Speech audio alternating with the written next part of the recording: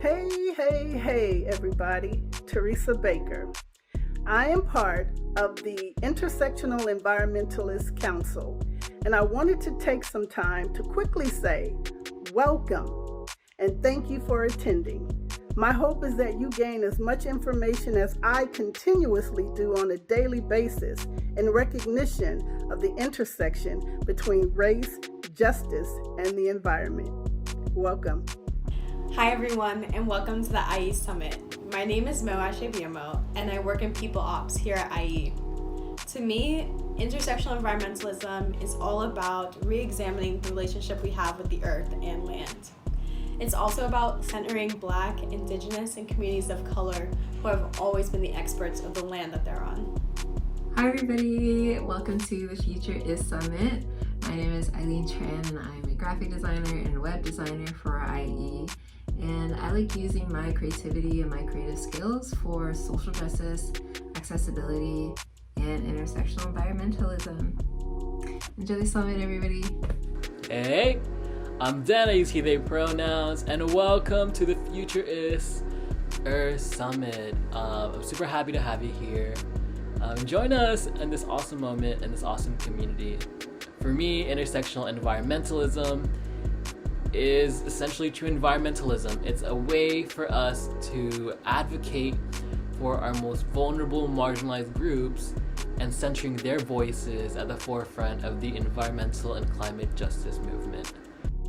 Intersectional environmentalism means to me that you're able to look together as a community and find community-based solutions rather than institutional solutions.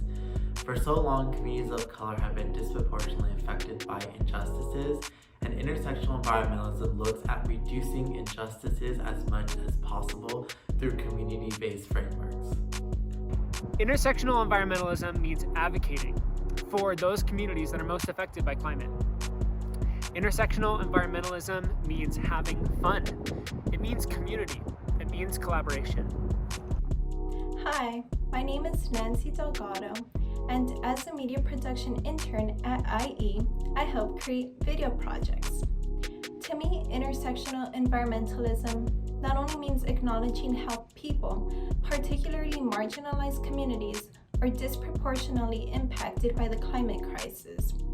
It also means trying to prevent, mitigate, or solve issues like water scarcity or housing insecurity, which are forms of environmental injustices. Hi, my name is Sabs. I'm a co-founder of Intersectional Environmentalist, and to me, intersectional environmentalism encourages us to remember that humans are also a part of the environment, and that we must remember to not only protect the planet, but also to protect its people. Hey everyone, thank you so much for being here. We're all here for the same reason. We want Earth Day to be intersectional. We've got a lot of incredible events and speakers lined up for today, so thank you for coming to hang out with us, and thank you for being a part of the IE community. Let's get into it.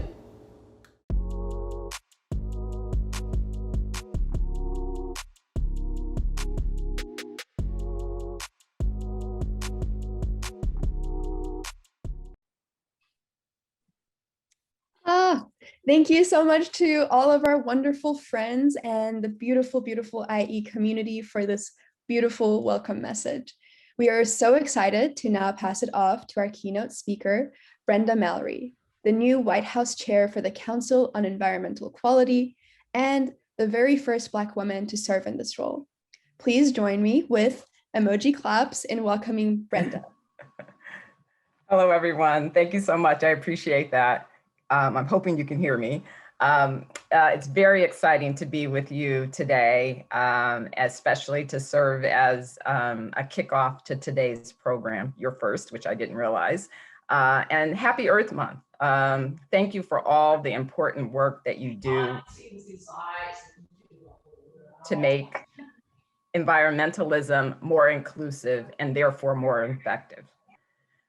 For those of you who I haven't met, as I was introduced, I am the 12th chair of the White House Council on Environmental Quality, and I'm tremendously honored to take on this role with an administration that is prioritizing addressing environmental injustices and equity. It's been a very big and exciting week at the White House, as I'm sure you all know, with the president hosting the Leaders Summit on Climate this week. And for me personally, that this being my first full week on the job, there was something very powerful and exciting about having my first week in office during a week where all the focus and attention was on climate change and the environment. I had the honor of delivering remarks yesterday to the global leaders about environmental justice work that we're doing in the Biden administration, and I'd like to share a little bit of that with you. In my role as the chair of the Council on Environmental Quality, I advise the president on environmental and climate change issues, writ large. President Biden and Vice President Harris have made it clear from the first day in office that environmental justice was a top priority for this administration. President Biden's approach to environmental justice is guided by a couple of core beliefs. First, that every single person has a fundamental right to drink clean water and to breathe clean air. And second, that for too many people, we have failed to deliver those basic protections. In this administration, we're trying to take a whole of government approach to pursue environmental justice while addressing climate change. And what that basically means is that every agency is looking at its authorities, its resources, and its ability to take action that will help address environmental justice and actually help correct some of the environmental injustices that people of color and low-income communities have experienced. As Vice President Harris says, we know that we cannot achieve health justice, economic justice, racial justice, or educational justice without environmental justice. So it's really important that we're taking on these issues and that we are taking them on with this holistic look at the impacts of our policy choices. We are doing exactly that through programs like Justice 40, where President Biden has set the goal of delivering 40% of the overall benefits of relevant federal investments in clean energy and infrastructure to low-income communities and communities of color who have been underserved and overburdened. Right now, we're working to identify what are those specific programs and where we think that we can have the greatest impact. Secondly, we're developing a climate and economic justice screening tool to support the Justice 40 effort and help us to better identify and target the communities most in need and to inform equitable decision-making across the federal government. We have a lot of work ahead of us, as I'm sure you all appreciate since you are in the trenches. And I'm lucky to have strong partners throughout this administration to work together to advance President Biden's environmental justice goals. I will be leading a cabinet level interagency council that will help us to ensure that we're coordinating across the federal government and that we are taking advantages of the best practices that each agency is identifying in how we can deploy federal resources in support of this work. And I think that's going to be really important because some of our agencies, like the Environmental Protection Agency as an example, they've been in this area doing work in environmental justice area for a while there are other agencies where this is actually going to be new for them in terms of a across the agency analysis of their programs. And so, being able to take advantage of the learning that each agency is doing, I think is going to be really important. I'm also lucky that there is a network of strong environmental justice advocates and community organizations that have been on the front lines battling these issues for decades, who are serving as valuable partners. There's a White House Environmental Justice Advisory Council also created by President Biden in one of his early executive orders, which sets up a process for the council to provide recommendations to me as the chair. But more importantly, it sets up the mechanism through which we will be hearing from and listening to a variety of organizations who are working in this area, that go beyond the individual organizations that are on the council. And I think that's going to be hugely important.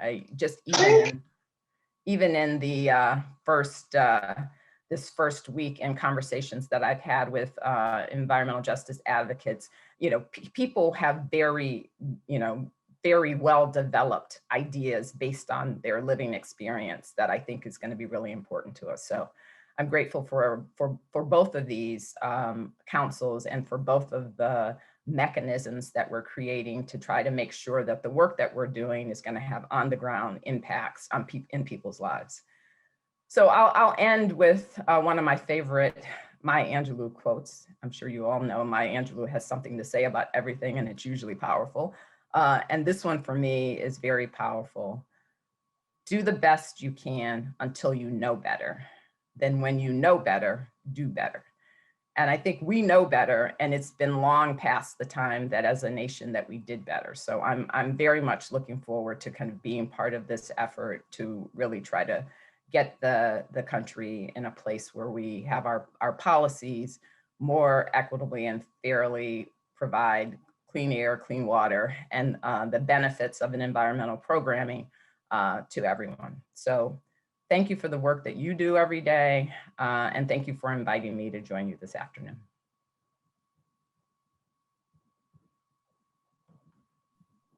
Brenda, thank you so much for spending this time with us today and for sharing your wisdom with our community. We really appreciate it. Thank you. And with that, I will now pass it along to our wonderful IE founders for their opening remarks. Leah, you can take it away from here. Hi, everyone. I'm so excited that you all are here today. This is our first virtual event, and I just want to thank you all for being here. So I'm just so excited, but I'm Leah Thomas. I'm the founder of Intersectional Environmentalists, and I'm calling in from the traditional lands of the Chumash people, also known as Los Angeles, California, but I'm from Ventura, California. And I'm currently streaming live from One Hotels, which is one of our sponsors for this event. So thank you so much.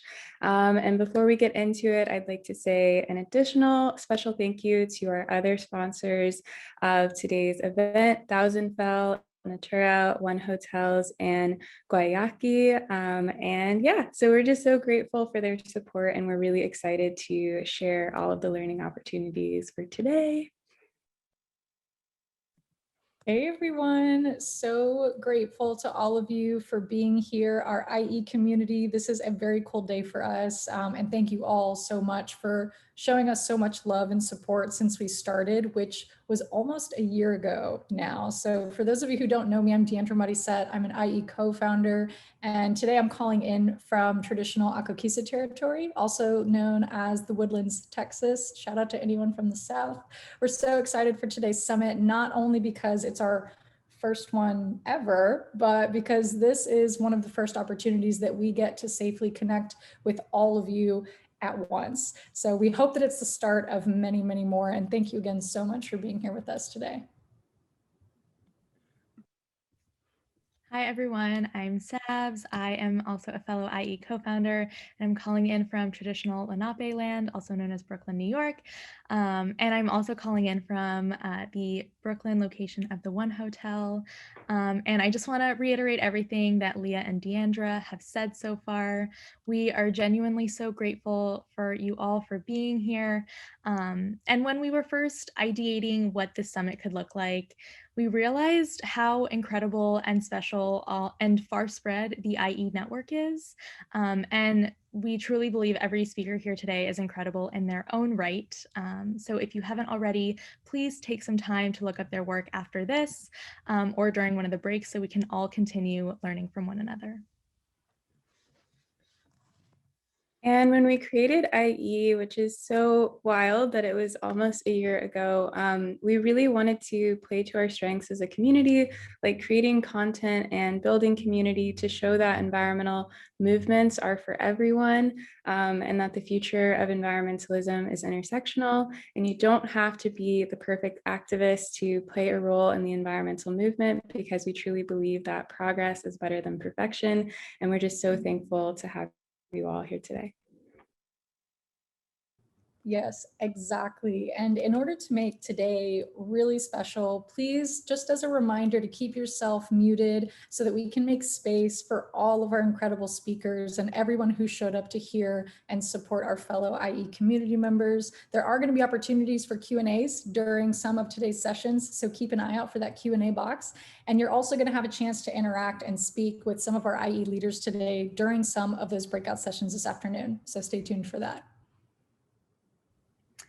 Our breakout sessions, which we are so excited for, will give you an opportunity to really connect with one another and to connect with our conversation leaders and discuss various topics that we all know and care about.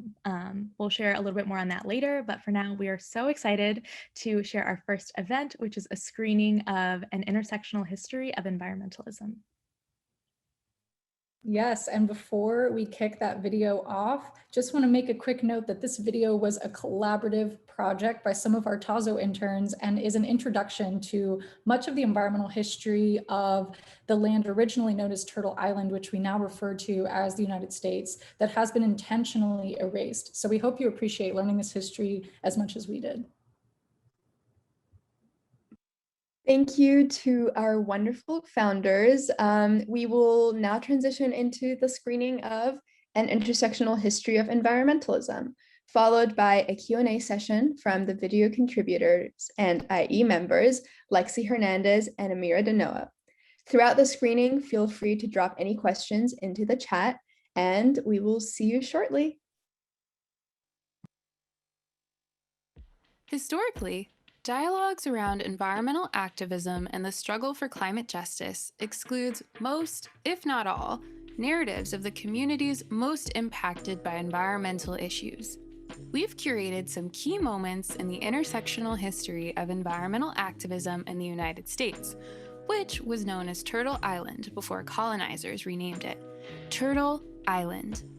This history stretches much further back than the work of figures like John Muir and Teddy Roosevelt. It includes intricacies and nuances extending beyond whitewashed textbook narratives.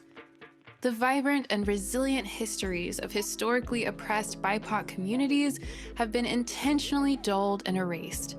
With the support, guidance, and wisdom of the IE community, this project begins to illuminate BIPOC communities' sustained efforts in cultivating a more just, aligned world for all people and the planet.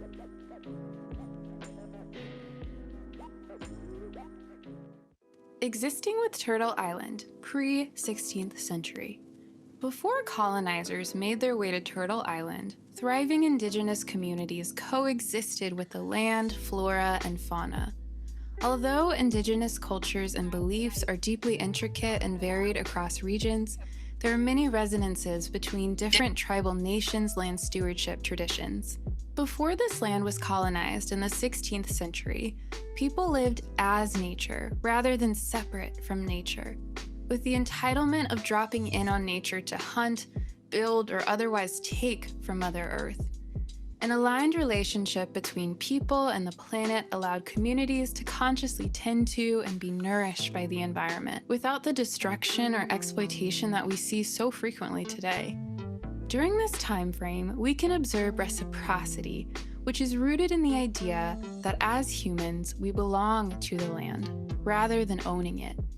This reciprocity manifested in many ways, namely compassionate land stewardship and giving back to the land for all that it gives to us.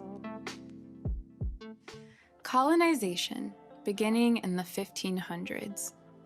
Throughout colonization and westward expansion, a close connection between the genocide of indigenous peoples and breakdown of natural ecosystems takes shape. Let's consider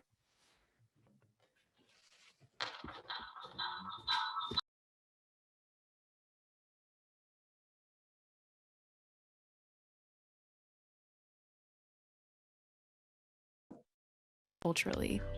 In the 1500s, bison numbered between 60 to 30 million, but by the late 1800s, only 1,000 were left. Once indigenous communities were stripped of their livelihoods and rendered docile, the white colonizers could continue acting upon manifest destiny. Land and resources that were once inherent to the traditions and day-to-day life of indigenous communities would become commodified.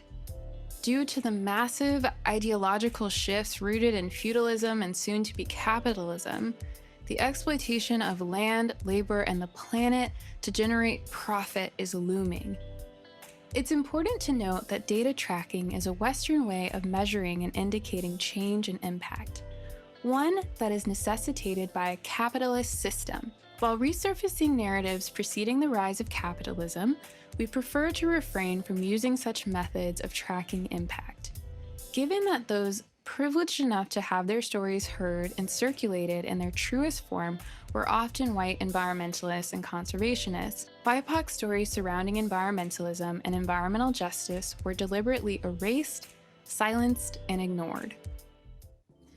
1800s, environmental justice and American identity, a vicious loop. As the American identity begins to take hold, so did the understanding of what identity actually looked like. The American identity has historically been reserved exclusively for WASP men, who were entitled to stolen land and a privileged way of life that BIPOC communities were and continue to be denied. At this time, the struggle for environmental justice refers to the resistance against state-sanctioned genocide via police brutality and calculated sacrifice zones, forced assimilation via systemic racism and white supremacy, and enslavement via capitalist structures that specifically target anyone who isn't white and affluent. It's important to keep in mind that maintaining an existence in the face of exploitation, genocide, erasure, and destruction to one's way of life and cultural traditions, which sustains and protects the environment, is environmental justice work.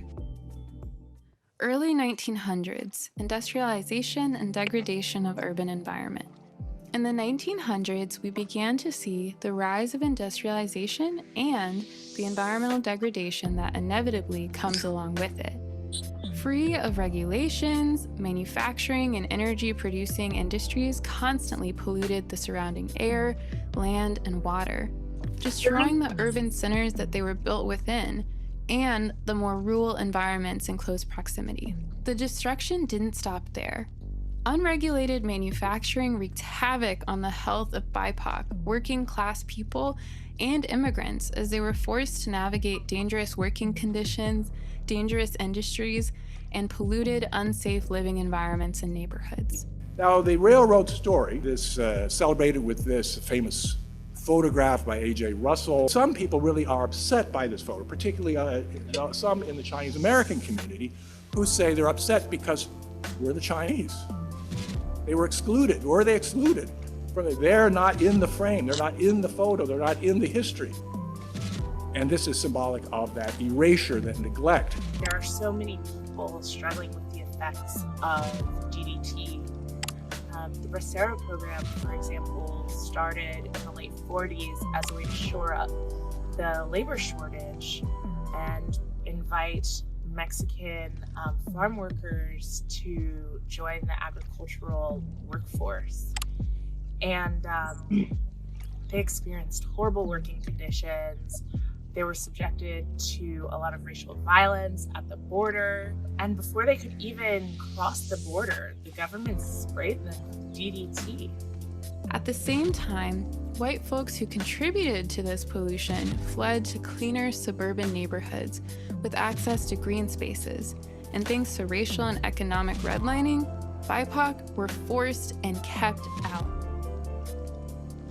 I can understand an individual, depending on his environment or his family or whatever, being racist, but for your country to sanction it, give him tools to do that, there's something deadly wrong there. Those communities that were all white, suburban, and far away from minority areas they received the highest rating, and that was the color green. Those communities that were all minority or in the process of changing, they got the lowest rating, and the color red. They were redlined. Mid to late 1900s, movements for change.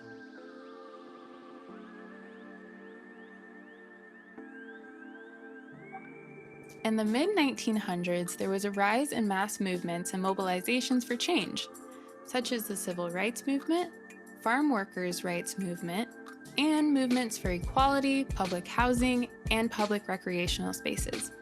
These movements all overlapped with, and further the goals of, the environmental justice movement, which began to take shape in the 1980s. From the 30s up until 1978, that 5 out of 5 of the city-owned landfills were in Black neighborhoods. 6 out of 8 of the city-owned incinerators were in Black neighborhoods, and 3 out of 4 of the privately owned landfills were in Black neighborhoods, even though Blacks only made up 25% of the population during that period of time. Environmental justice also means having access to decisions that are being made and making sure that it's access, and that no one segment of our city or county or region should be making decisions for other people.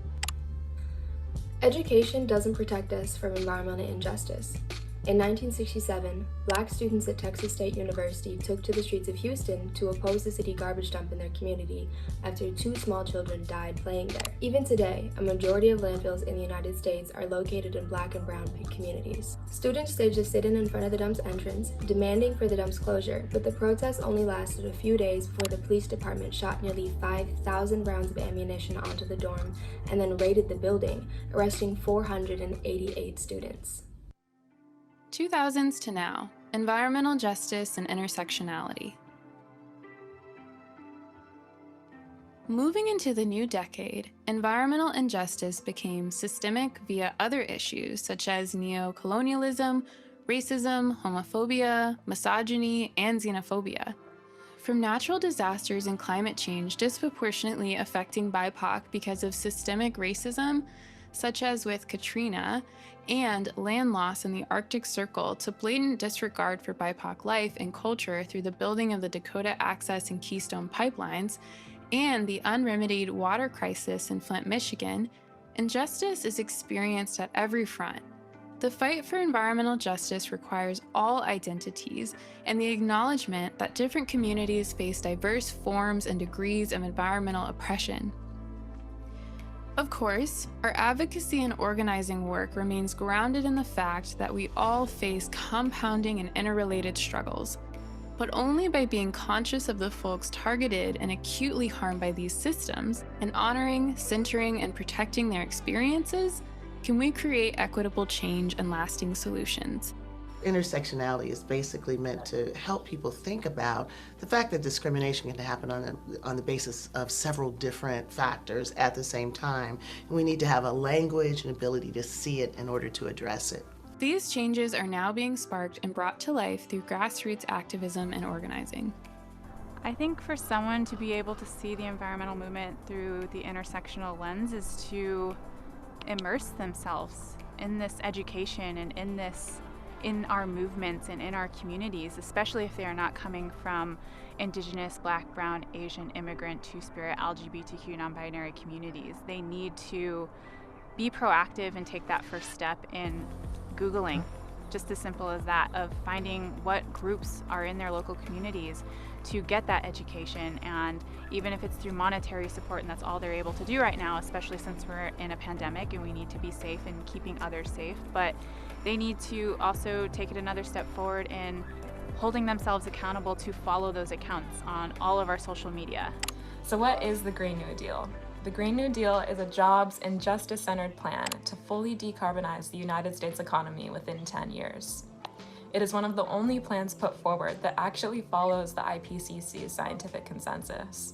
Not only that, but it focuses on creating the most amount of prosperity for working-class people and marginalized communities who are at the front lines of the climate crisis. The land back movement is a decolonial dream. It's important to remember that decolonization is not a metaphor, and that it must always come back to the rematriation of land and centering Indigenous sovereignty. This is in reference to an incredible essay written by Tuck and Yang in 2012. There's no fine print to land back. It's exactly what the words spell out. Land is our connection to culture, identity, ceremony. And when we have land restored, returned back to us, that's when we can really be in self-determination and in sovereignty. This is where we get our drinking water. And then we have our Sundance grounds. We have our prayer ceremonies. There is so much along this river. It is more than just a river. It is the center of life. Put that pipeline right there and it breaks. This is gone. Everything's gone. Intersectional environmental activism has existed long before we found the language to describe it, personified through the everyday actions of BIPOC, community organizers, and climate justice advocates. When we acknowledge the intersections of environmental activism with other forms of activism, we can consider the nuances of the vast environmental justice timeline and the equitable, beautiful future this work holds for all people and the planet. The history we've introduced tells the story of historically oppressed communities. Most of the history was passed down orally or in non-English script.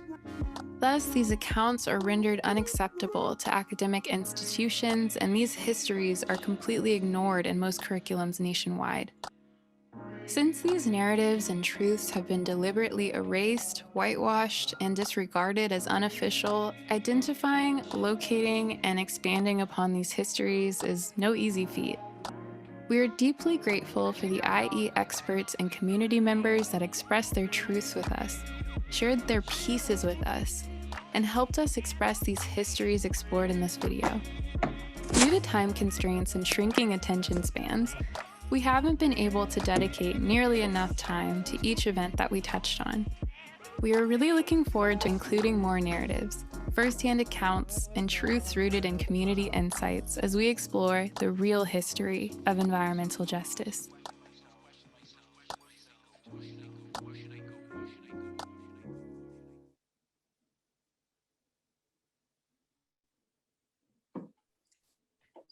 We hope you all enjoyed this labor of love and wisdom from our team. And now, Lexi and Amira, would you all like to introduce yourselves before we move to audience questions? I'll give you all a second to hop on and get spotlighted.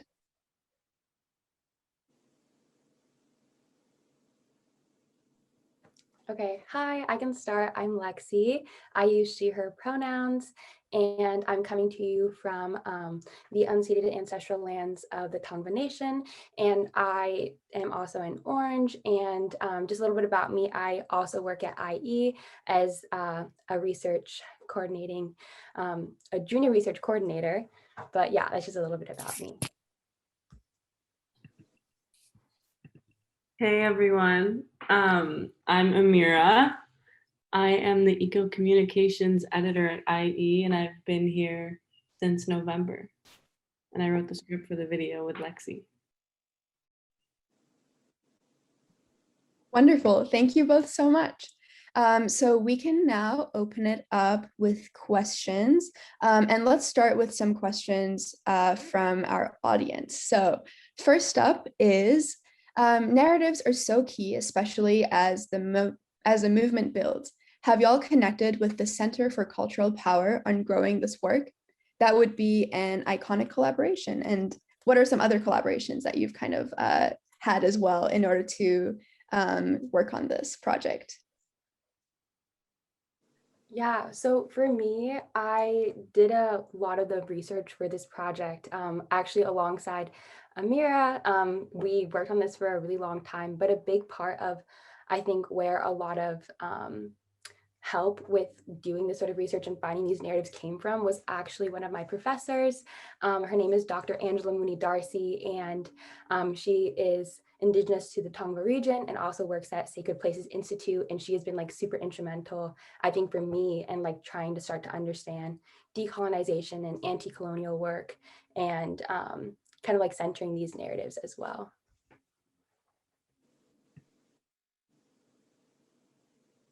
Amira, I don't know if you have anything to add to that, but I can move to the next question. Yes. All right. What future video projects does the IE team have planned? And what are some resources for us to continue to lift up Indigenous perspectives in environmental media projects? I can put it in the chat too. That'd be lovely. I think I caught the second part about how we can continue to uplift and center Indigenous voices and projects. And I think that the biggest thing for me, how I do that is I just be quiet and I listen and read and tap into like the resources that I have to just learn more. And then I go and have the conversations that might organically happen about Indigenous communities, like in America, in India, in Brazil. I just try to like stay quiet really and try to do my best to learn. Lexi? Yeah, I would definitely say the same. I think just to amplify what Jordan even said in the video, it's a lot of it is like just like having humility and like sitting and reading and realizing that like you don't know everything. And like honestly, like you probably barely know a lot of this stuff, right? Like I am also a student and I've been studying like environmental studies for the past almost like 3 years now. And there's so much that I realized of this project that I just didn't know, you know, and even like the basic guideline of some of these stories and narratives, there's so much that we're just not told. So you really have to kind of sit down and realize that, you know, you're constantly going to be a student and learning and, you know, take the lead from people who are working in this field and listen to them. And if you can't listen to them, monetarily support them and, you know, show up for things like this and things where people are there to like share their stories and their history so that you can start to, you know, hear those narratives and then go back to your communities, like Amira was saying, and like talk about it and, you know, tell these stories as well and uplift them as, you know, they're sharing their work. Beautiful answers. Thank you both. So Lexi, a question for you.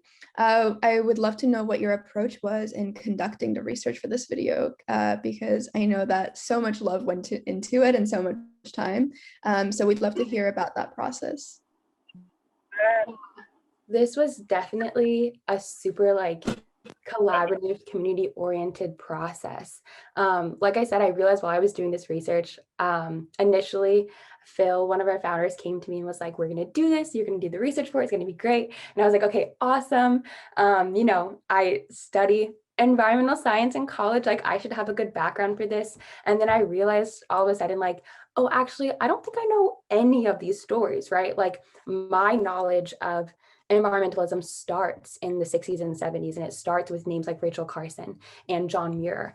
And, you know, me and him had to sit down and have an honest conversation of, you know, Phil, I don't think I know this information. I don't know the stories of Indigenous peoples. Like I don't know the way that these other communities have interacted. So it was a lot of like, I think me and him together kind of brainstorming, you know, where do we even begin? You know, where can we start to look for these stories? And a lot of coming back and being like, Phil, I found some stories, but they're like told from like the white perspective and also like feel just super racist. Like, is this correct? And, you know, a lot of reevaluating kind of as we went through and a lot of trial and error.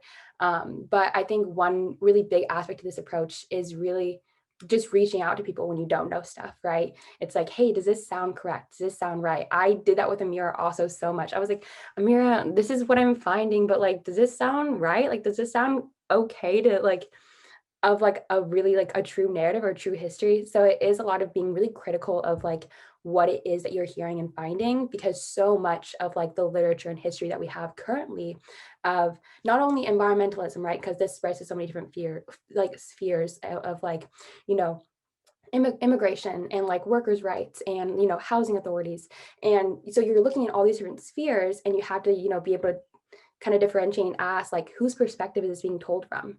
Is this told to like uplift and like maintain power structures of like the people who are currently in power and in charge during this time? Or are these told by people who were like living these struggles?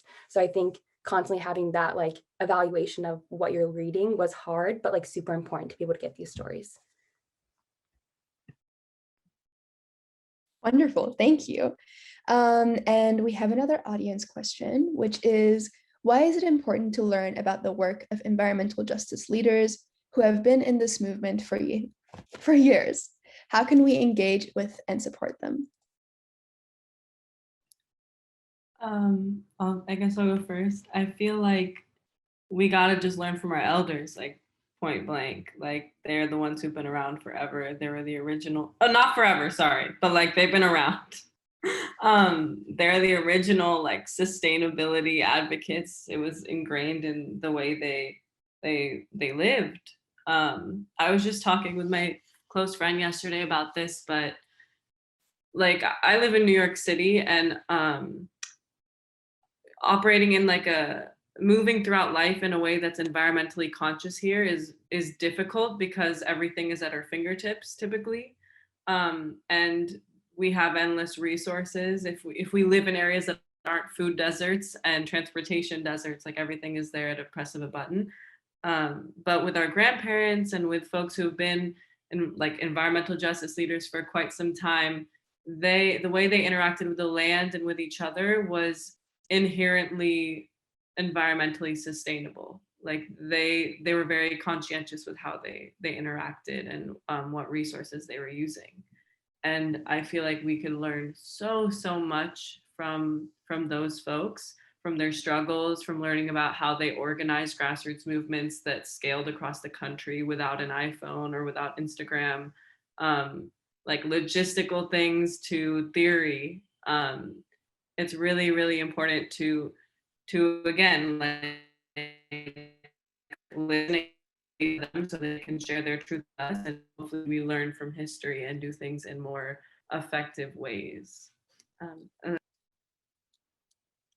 Yeah, I'll just add on super quickly. I think definitely everything that Amira said, it's definitely like, taking so many lessons from them. I think also a big, thing for me that I realized throughout the span of this project is that by, learning the history of our elders and everyone who's come before us, it doesn't feel so much like, it's our first time in this space, right? Like we're pushing against obviously we're pushing against very mainstream white type of environmentalism that's still super corporate and super capitalist in nature, right? But when you realize how much history there is, you realize how many people are standing behind you, and there's a lot of community in that. Like this is intergenerational struggle, and I have people behind me and people who in front of me in the future that will continue this struggle with me and like even without me once I'm gone. So it's also nice to just feel that very long stretch of community. Thank you both so much for your wonderful answers. Next, I'd love to ask, how can we combat the erasure of BIPOC culture while telling environmental justice history? And either of you can start with that one. Okay, I can start. I think a big one, and this comes from doing this research and like coming up against a wall so often of like not finding stories that are actually like written by BIPOC, right? Like they're written in like very white history books. And I think a big part of being able to combat this erasure is just by telling our stories and by telling them in like public ways if we're able to. Not everyone has the credentials to be able to like publish a paper in like a peer-reviewed journal. But I think, publishing, your thoughts and feelings and your family's long history on your blog, so that way someone who's doing research like this can go and find it and like put it in a video like this is so important.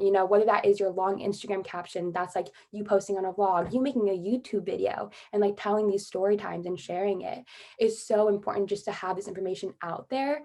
And I think beyond that, of just telling our stories, another big part is like us as people who are working in this sphere, giving legitimacy to those stories, right? Like we don't have to only accept things that are coming from peer-reviewed journals. We don't have to only accept things that are coming from like major institutions.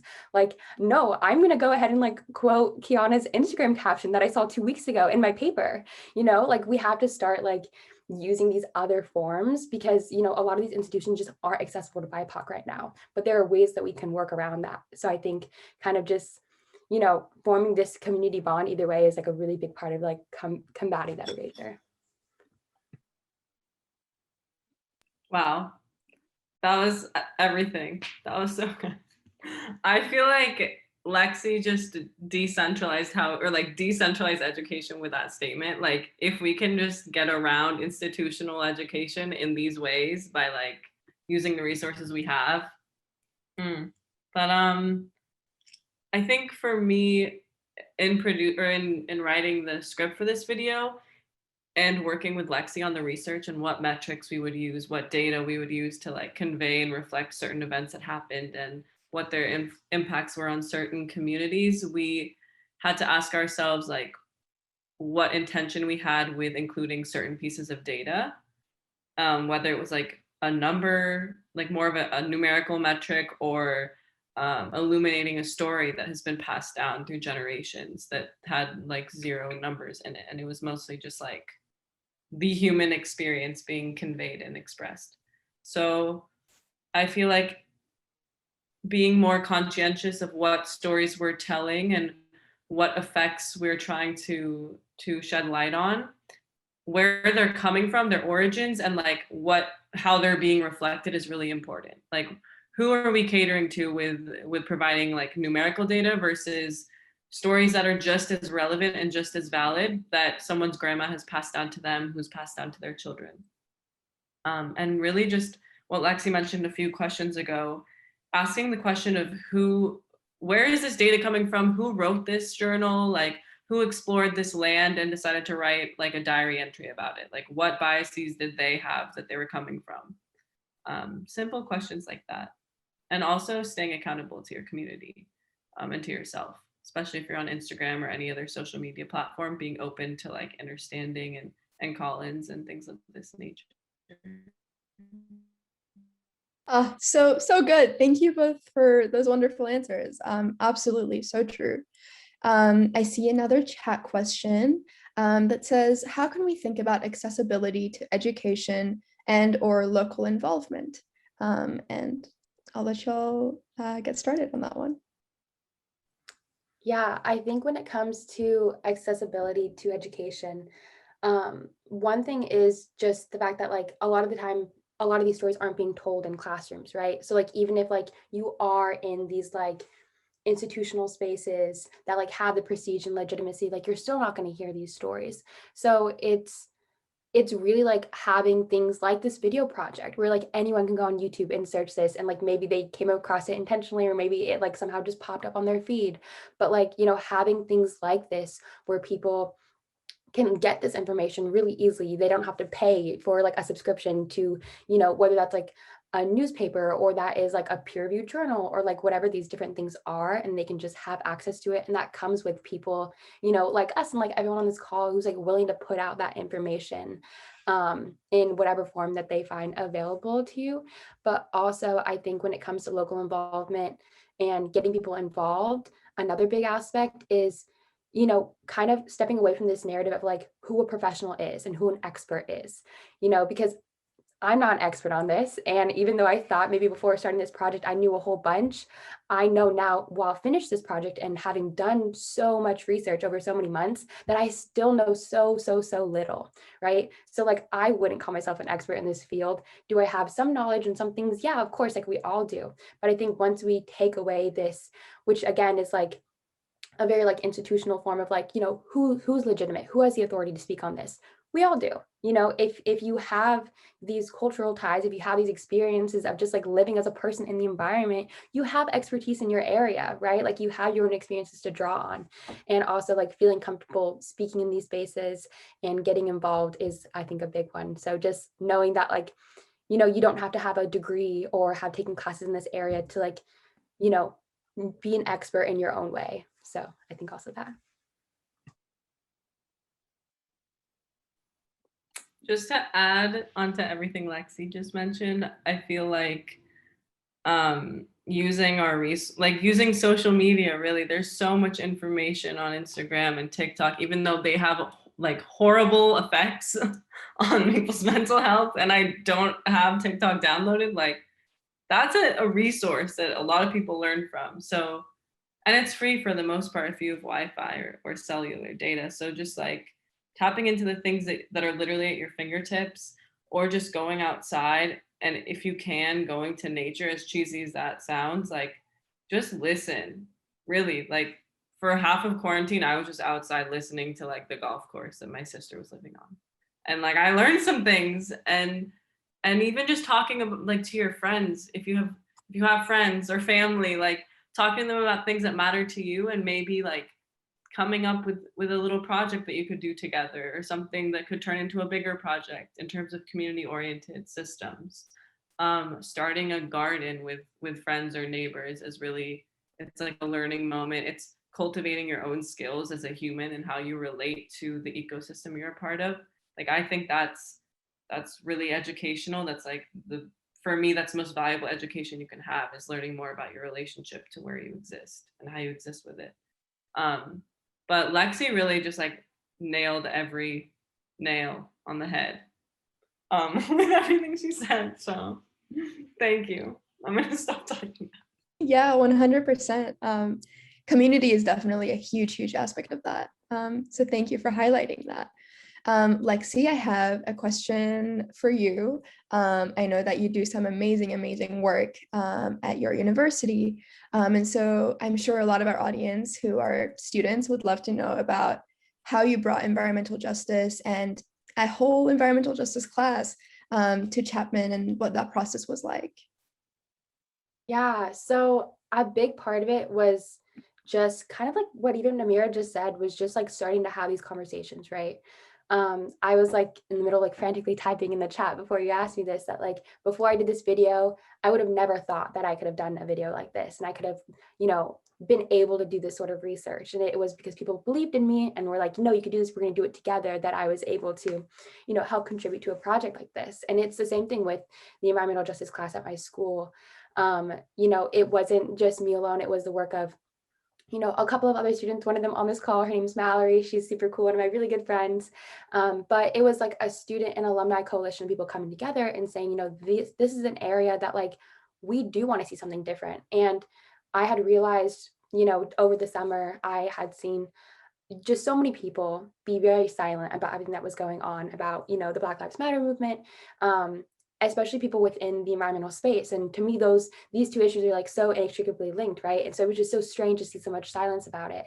And then Leah had posted environmentals for Black Lives Matter, and all of a sudden I saw everybody posting, and I was like, okay, so no, like you guys, you do understand, you do see the connection, like let's talk about it. And I had gone to the head of my major, and we had a long discussion about it. And it really all stemmed from that first conversation of just saying, you know, we need more. You know, this isn't okay. Like we can't just only learn about policy or only learn about like the scientific aspect of climate change. Like we can't have this sort of environmental education if it's not based in environmental justice, you know, because so many people feel this sentiment, but they don't have the words all the time to explain it, you know. And that was really shown by the fact that everybody was silent until Leah created, you know, this graphic, and then people have like a word and a phrase to put to their feelings of that connection, you know. So having that language was super important. But again, just like having that initial conversation, and after I had the conversation with the head of my major, and later on had the conversation with you know, other people that were also students in my major and alumni, we realized so many of us felt the same way. So many of us really wanted to talk about environmental justice. We really wanted to have these conversations, and they just weren't being had, right? And this is like through generations of students coming through. And it wasn't until, you know, we started to talk about it that we realized, you know, we all want this. So why, you know, we need to do something about it. And even though it was kind of difficult, even just structurally through the university to get a class added, and we're still in the process of making it a requirement, so everyone has to have this education, it really just begins with having those initial conversations and being, you know, brave enough to say, this is something that I want, and this is something that I think we need. And, you know, I had that conversation with the head of my major while like crying and being like, we need to do something, like, please, and feeling like I was talking into a void at some points about like nobody else really understanding. And once you do start to speak up, you realize so many other people do understand, so many people feel that same feeling, and, you know, maybe they just didn't have the words or the space that they felt comfortable sharing with it before. So a lot of that sort of like movement and now push in the major to have a more justice-centered framework and intersectional framework just came from, you know, being brave enough to talk about your feelings and having language to put to it. And a lot of that about the language aspect, I really thank Leah for. It was super amazing to have those words, but yeah. Oh, amazing, you're incredible. Thank you for your activism on behalf of all of our students. And we have a couple of minutes left. So I want to ask you this very last question, which is, what does an intersectional future look like to both of you? And Amira, maybe you can start this one. Oh my gosh. It means so much. It means so many things. Everyone's voices are heard, basically, and honored. I think that once we start conversations that are inclusive to all people and not just a few types of demographics or one type of demographic, a lot of beautiful things can start unfolding. Like, I foresee like local textile mills, local wheat mills, like just local everything. That's a web of production, but it's all customized, I guess, or it's all fitting with that specific region. Just people being more open and warm with one another, just like having conversations with your neighbor. I feel like all of these things that can get us back to where we used to be while still having like technology present and technological advancements present without systemic oppression and just like more environmentally conscious ways of production. I foresee that unfolding once an like intersectional approach is adopted by all types of institutions. And I think that starts with academia, really, like from preschool forever. Yeah. Lexi. Yeah, I think for me, pretty similar to Amira, like an intersectional future really looks like collective liberation, right? It looks like everybody really feeling this sense of community and also being free from like these different systems of oppression. So like to me, an intersectional future like is inherently anti-capitalist. It's inherently like environmentally friendly, and it's inherently has like this connection to the natural world around us as we understand. And like to quote Didi, like, you know, I have you and you have me, and we all have this land that we live on and that like we are in a constant relationship with. So an intersectional future kind of includes all of those. You show off, but I love it. You show off. You. But yeah, so it just has all of those different aspects, and it has, you know, just like the liberation of all people, and with that, then the liberation of, you know, the physical environment that we actually live in. So that's, yeah, what an intersectional future looks like to me. Thank you both so much, Lexi and Amira, for sharing all of your wisdom and knowledge. I am so incredibly lucky to be on this team with you and to get to work with you every day. And you're both just incredible. So thank you again. So everyone, we want to give you the opportunity for the next 10 minutes to find rest, which is why we've invited our friend Mel from the collective SDL to lead us in a grounding meditation. Feel free to also take this time to grab some water or use the bathroom, and we'll be back with our panel on environmental justice soon. And a reminder to please be mindful. This is a community space and we want to be respectful of everyone. So Mel, I'll let you take it away. Thank you. Hi, can you guys hear me okay?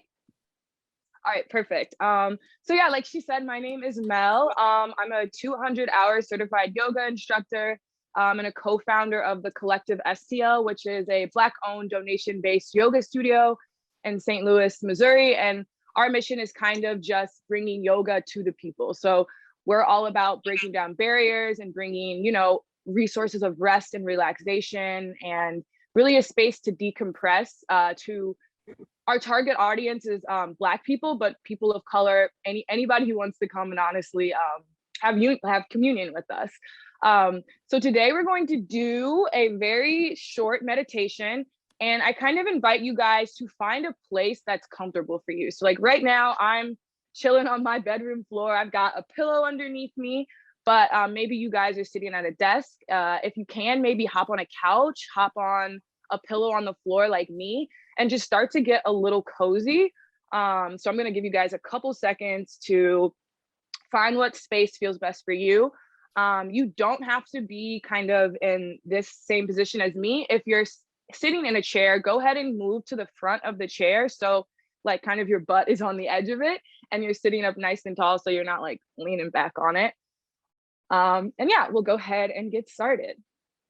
So to start off, we'll start to take a gentle gaze, allow the eyes to bat shut, and we'll start to check in with ourselves. So maybe you want to bring one hand to the heart space and maybe another to the belly, or maybe you let the left hand fall into your lap and hold the right hand with the left hand, whatever feels best for you.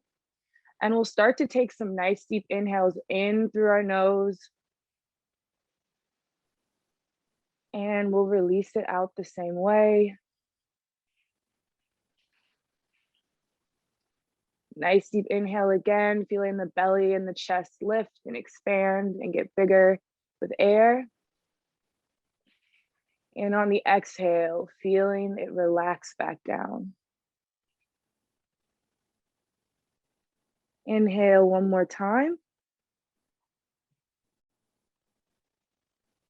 And exhale, let that breath go the same way. As we keep with those inhales and exhales, we'll start to kind of notice how we're feeling today. So checking in with our energy level. Maybe you're feeling super exuberant, or maybe you're feeling a little lethargic. Just noticing, not passing any judgment. Start to check in with your physical body. So maybe unclenching the jaw, letting the tongue kind of suction to the top of the mouth, the roof of the mouth. Maybe noticing some place on your face where you might also be holding on to tension. So maybe you're furrowing your eyebrows together like I have a tendency to do when I'm thinking really hard. Bringing some relaxation into that space. Maybe check in with your shoulders. Make sure they're not up by the ears, but they're relaxed down and back.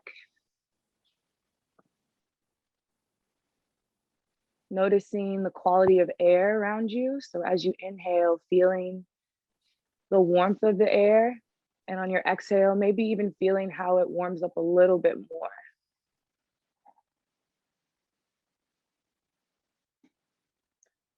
And I know today you guys have been taking in a lot of information, a lot of great information, but allow the mind to kind of just be a blank slate. Let thoughts come and then let them go the same way they came.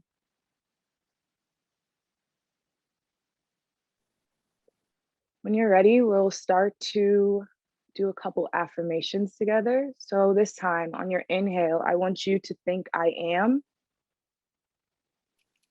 And on your exhale, think worthy. Inhale, I am. Exhale, talented.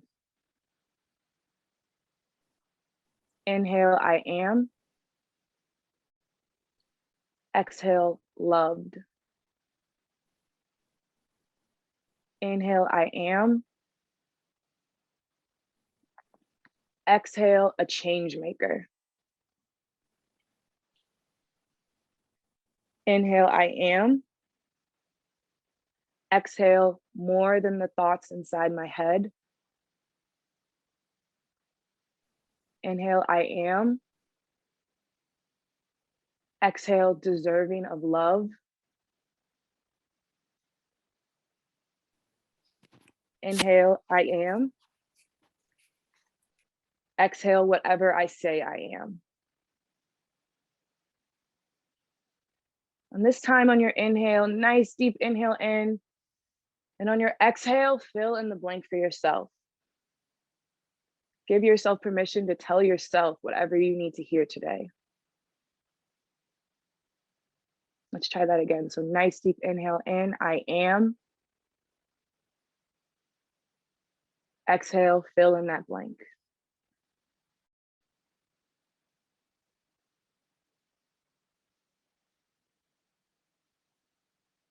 Take a moment here to kind of let all those positive things, all those loving things you just told yourself, to kind of marinate and set in.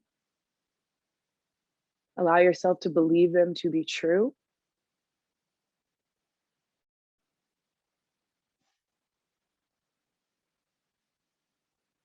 And when you're ready, we're gonna do something that I call the 3-part breath to close out. So let's take a nice deep inhale in through the nose. We'll hold 1, 2, 3. Pause at the top.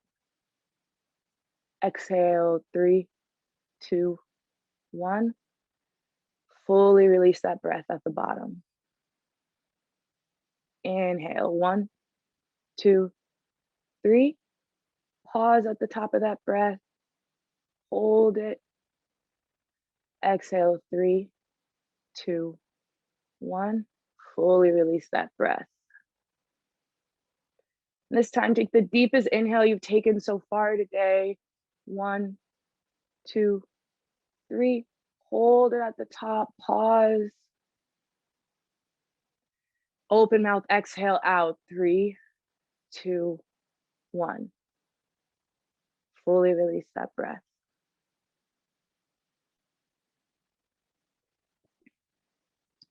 When you're ready, we'll start to allow the eyes to bat open. And we'll kind of bring our presence back into this space. And to close out, we're going to, at my studio, we have kind of a special namaste we do. So on your next inhale, see if you can bring your arms up above head, reach up, look up towards those fingertips. Exhale, send the hands down by your side. Inhale, reach up, look up, grow tall in that spine. Take up some space. Exhale, hands come back down. And then final breath of the day, nice deep inhale in, let those palms connect at the top. And on your exhale, we'll bring them down to heart center. And so in my studio in St. Louis, we always honor the roots of yoga. So we always honor the Sanskrit tradition of namaste. So I'll offer a namaste. And then we also honor our African roots with Ubuntu, which means I am because of you. So we'll bow and say Ubuntu together. Ubuntu. Thank you guys so much for practicing with me today. I hope maybe you can use some of those meditations whenever you need it. I know I'm in law school too, and whenever I have like a big interview or maybe a case I have to kind of work on, I do that I am affirmation all the time. Just inhale, I am, exhale, whatever I need to hear. I loved everything you guys were talking about before, and it's always a pleasure to work with you. So thanks so much, and I hope you guys have a wonderful rest of your day. Well, thank you so much for that wonderful meditation. That was so rejuvenating, and I thought it was lovely. So I hope it was a great, restful experience for everyone as well. So now I am so excited to invite our panel of environmental justice leaders for an intergenerational conversation on environmental justice. Leah, I will pass it over to you. Hi, everyone. Thanks again for being here. I'm honestly just so stoked. And I'm really excited to be joined by some incredible environmental justice advocates that I really look up to. It's important to note that intersectional theory stems from the importance of creating space for honoring and protecting Black women. It was created by Kimberly Crenshaw and has deep roots in Black feminist theory. And with intersectional environmentalists, we are dedicated to doing just that, holding space for Black women who have been there in the environmental justice movement and are continuing that work. And we want to make sure that we're sharing the stories of Black women who have been and are making moves for the protection of both people and planet. So to get started on this intergenerational conversation about environmental justice, let's go around and do quick introductions. We can start with our name, where we're calling in from, and a little bit about your background in environmentalism. So let's start with Wawa. Hey, everybody. Hey friends, I'm super excited and stoked to be able to be here alongside, like Leah said, people that I look up to quite a lot. So my name's Wajiko Katero, friends call me Wawa, and I am a 22-year-old environmental justice advocate, and I'm currently a graduate student at the University of Oxford as a Rhodes Scholar, where I study at the intersections of environment, policy, and race. But before all else, I feel as though the identities that really allow me to show up authentically in this space go beyond any accolade or any institution that I'm associated with, and those are my identities. First and foremost, as a Black woman, as a daughter, as a sister, as a friend, and as a partner, and those are the things that really have really pushed me to be in this space.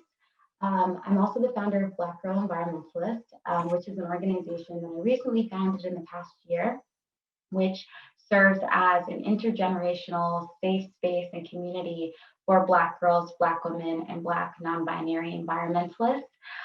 Throughout my 6-year, journey within the environmental movement, I have often felt really, really alone and silenced, particularly as a Black woman. And having now built community with other folks that share my identities, I've unfortunately seen that a lot of us have experienced similar dynamics. So after a long time, I realized that it's time for us to bring power to ourselves and create a space that is grounded within our expertise and understands and validates our lived experiences, and really ensures that we are harnessing as much people power as possible in this movement and really owning our agency. So that's what Black Girl Environmentalist is and stands for, and it is perhaps the thing that I'm most proud about. So that is the work that I'm doing, and again, I'm really excited to be here.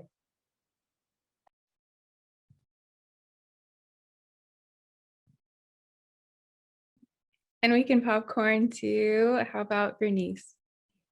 Thank you, Leah. I'm Bernice Miller-Travis, and I have been working at the intersection of environment, civil rights, and racial justice for 35 years. I'm originally from the Harlem community in New York. My father's family is from the Bahamas. My father was an immigrant from the Bahamas, and most of my family still lives in the Bahamas. And so I had a binational upbringing in the Bahamas and in New York City, in Harlem. And I'm the co-founder of We Act for Environmental Justice, and have worked in this space for a very, very, very long time, doing a lot of different things. A program officer at the Ford Foundation, the first director of environmental justice at the Natural Resources Defense Council, director of the Environmental Support Center, Groundwork USA, and have been an environmental consultant for a number of years. But I stay rooted in EJ work and in anti-racist work and in racial justice work. And now I'm the executive vice president for environmental, racial, and social justice at Metropolitan Group of Social Change Agency. And I live in Prince George's County, Maryland. I think that leaves. Awesome. So I'm Tamara Tolles O'Laughlin, she, hers. I'm here in Piscataway, Lumbee, and Cherokee territory. My homelands are Lenape territory. So I'm from Flatbush, Brooklyn. I have been at this half my life. I'm 41. So I've been knocking at the door, actually the door that Bernice made, like the first door that I knocked at ever was We Act for Environmental Justice in Harlem. I jumped in the window asking to get a job a couple decades ago. And I was like, they said, get out of here, you better go back to school. And then I came back, went to college right next door. They're like, you better go back to school. And I came back, we can't afford you now. So it's been really fantastic to spend my actual life doing the work that I care about. I've been, I have been at the environmental part of this for a long time, really trying to hold space for the differences between what we call environmentalism, how conservation shows up, the birth of environmental justice as a response to the failure of environment to include us, and then the eventual development of climate justice. So I have done, built a lot of things with a lot of folks, mostly around feminism, racism, and the ability to show up in every body and do this work. So happy to talk a little bit more about that. I'll put it in the chat, a piece that I was just a part of, defining the Black climate agenda as a part of the Red, Black, and Green New Deal initiative, laying out what it means to make sure that there are Black people in the future and how much work it's going to take. So happy to talk about all of that. Thank you all for those lovely introductions. I'll start with a question for everyone. So there's really a serious lack of Black women in the mainstream environmental movement. have you all experienced that? And if so, how has it shaped your experience working in environmentalism overall? And why is representation of Black voices, and more specifically, Black women voices, so important in the environmental space?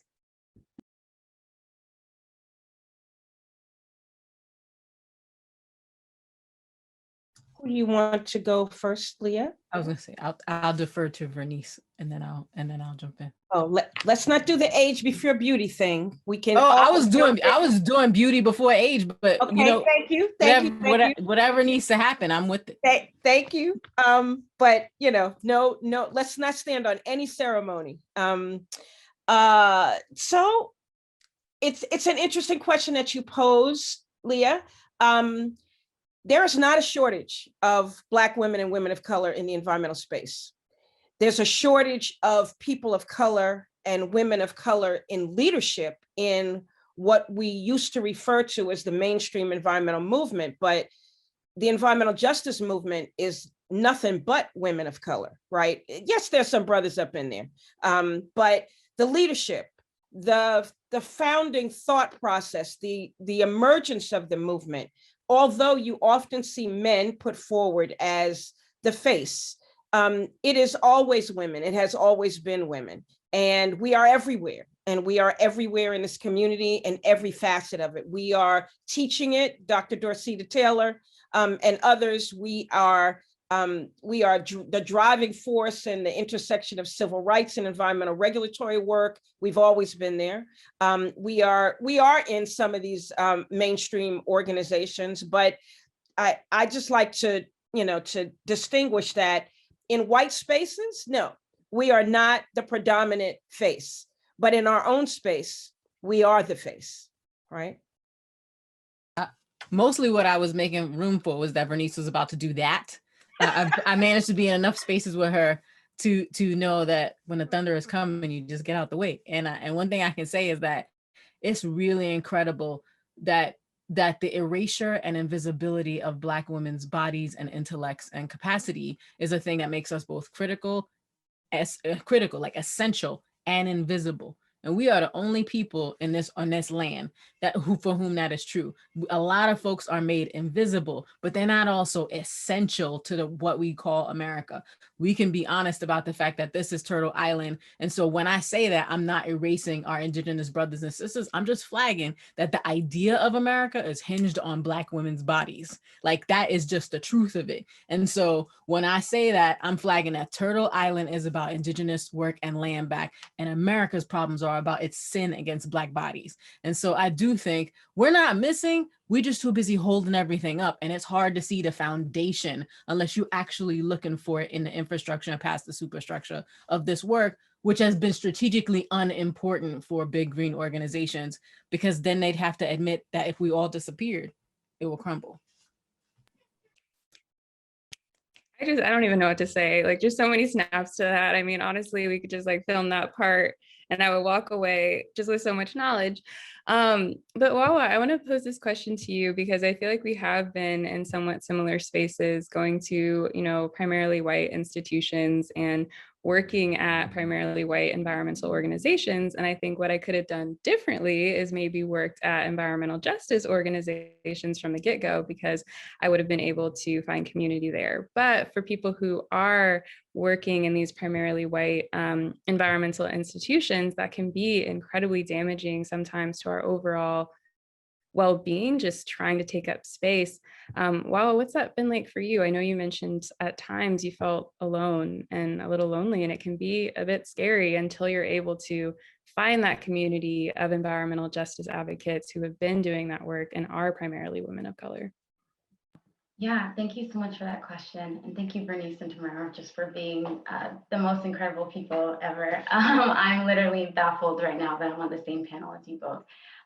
But with that question, Leah, something that I often forget to mention in my narrative and perhaps should put at the forefront is the fact that the reason that I found myself at predominantly white institutions, the reason why I even found myself calling myself an environmentalist, getting into environmental work, that was absolutely because of Black women. So I will, provide the context for that. So growing up, my family's from Kenya. I forgot to mention that before, always representing. And both my parents have come from a long line of farmers. Essentially, with the way that history has been passed down in my family, it's through oral history. We've been farmers really for time immemorial.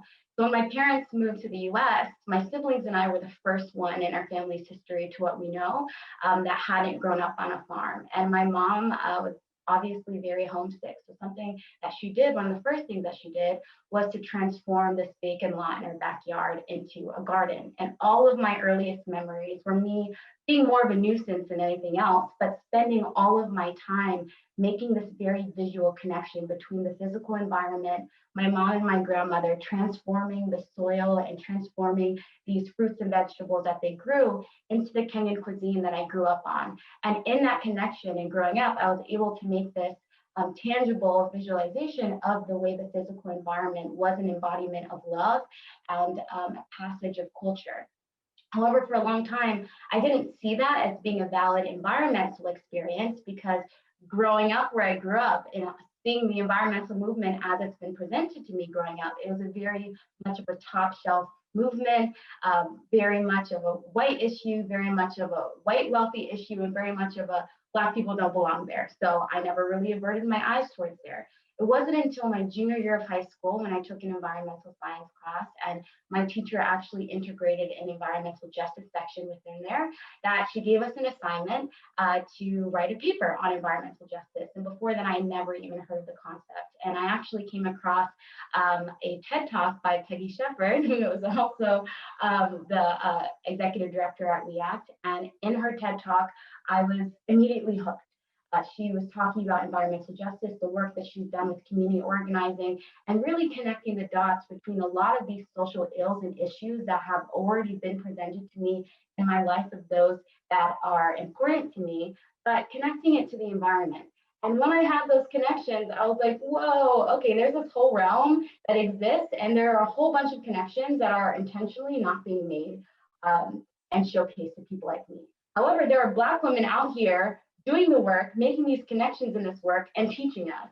So it was actually the connections that Peggy Shepard was able to showcase to me in that TED Talk that gave me this reframing, that I was able to actually contextualize the experiences that I had growing up as being environmental ones.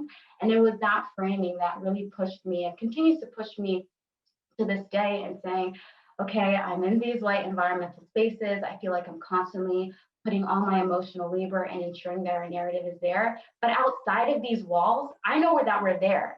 And outside of these walls is where I find my home. At school, at UConn as an undergrad, I did a lot of advocacy at the state of Connecticut and within my institution. But all the mentorship I got were from community members in Hartford, Black and brown folks that have been doing this work on the ground forever. And those are the people that I've been grounding myself in, and those are the wisdoms and knowledge sets that I ground myself in the work that I'll continue to do. That was beautiful. Thank you so much for that. And the next question is for Bernice. So intersectional theory is not new. Environmental justice is not new. Intersectional approaches to environmentalism have been around for quite some time. However, for some reason in the summer of 2020, the term intersectional environmentalism was floating around a lot, and more particularly Generation Z really gravitated towards that term. And they're starting to learn about the beautiful history of the environmental justice movement through the framework of intersectional environmentalism, which is really cool. But sometimes I really want to understand my responsibility and the intersectional environmentalist responsibility to make sure that we are honoring the work of people who have been doing this work for quite some time. So that brings me to the question, as a change maker in the environmental justice movement, quite frankly, a pioneer, how can younger generations of environmental justice advocates who are just now coming to understand, Black feminist ideologies and intersectional theory and applying it to environmentalism, make sure that the first step is to honor your work and a lot of environmental justice pioneers' work, and make sure that the first step is educating themselves on the decades of work that has already been done to be able to continue this work? Thank you for that question, Leah. And I took to heart, so Leah and I had a peppery exchange on Twitter. Leah, you reminded me so much of myself, which is why I just had to embrace you, because you were bringing the energy as I used to do when I was your age, and I hope still do from time to time. But one thing you said that really struck me was that in your studies that you had not come across the space, the language, the work, the body of work that often. And that hit me hard, not because you said it, but because I just wondered, what are people doing with all this scholarship that we've been doing? So one of the beautiful things about the EJ movement is that we think of ourselves as direct descendants from both the Black Power and the Civil Rights Movement. And really, it's a direct continuation, right? The work in Warren County, North Carolina was an old school civil rights throwdown demonstration, blocked the streets, blocked the trucks from bringing the PCB contaminated soil into a hazardous waste landfill. But one of the lessons that I took from it was that we need to document our experience in every way that we can. And I'm going to share a report that I helped to write, Toxic Waste and Race in the United States. And I remember having a conversation with my grandmother, who was a nurse. My grandmother and all of her sisters were nurses. My mother was a nurse. So they were in the public health space, right?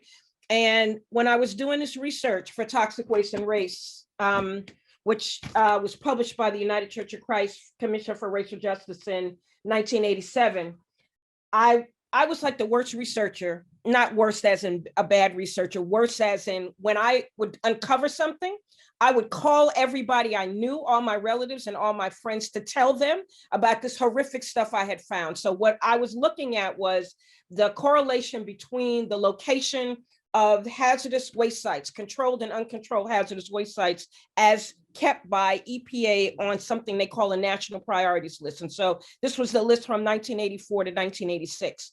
And I was trying to correlate where those waste sites were that were on the list, the residential zip codes in which those waste sites were located, and the racial composition of the residential zip codes with where those waste sites were located, and trying to determine if there was a correlation. And the whole point of our study is that race proved to be the most statistically significant indicator in where they were located. So as I'm doing this research, I called my grandmother one day and I said, "Grandma, you would not believe what I'm finding."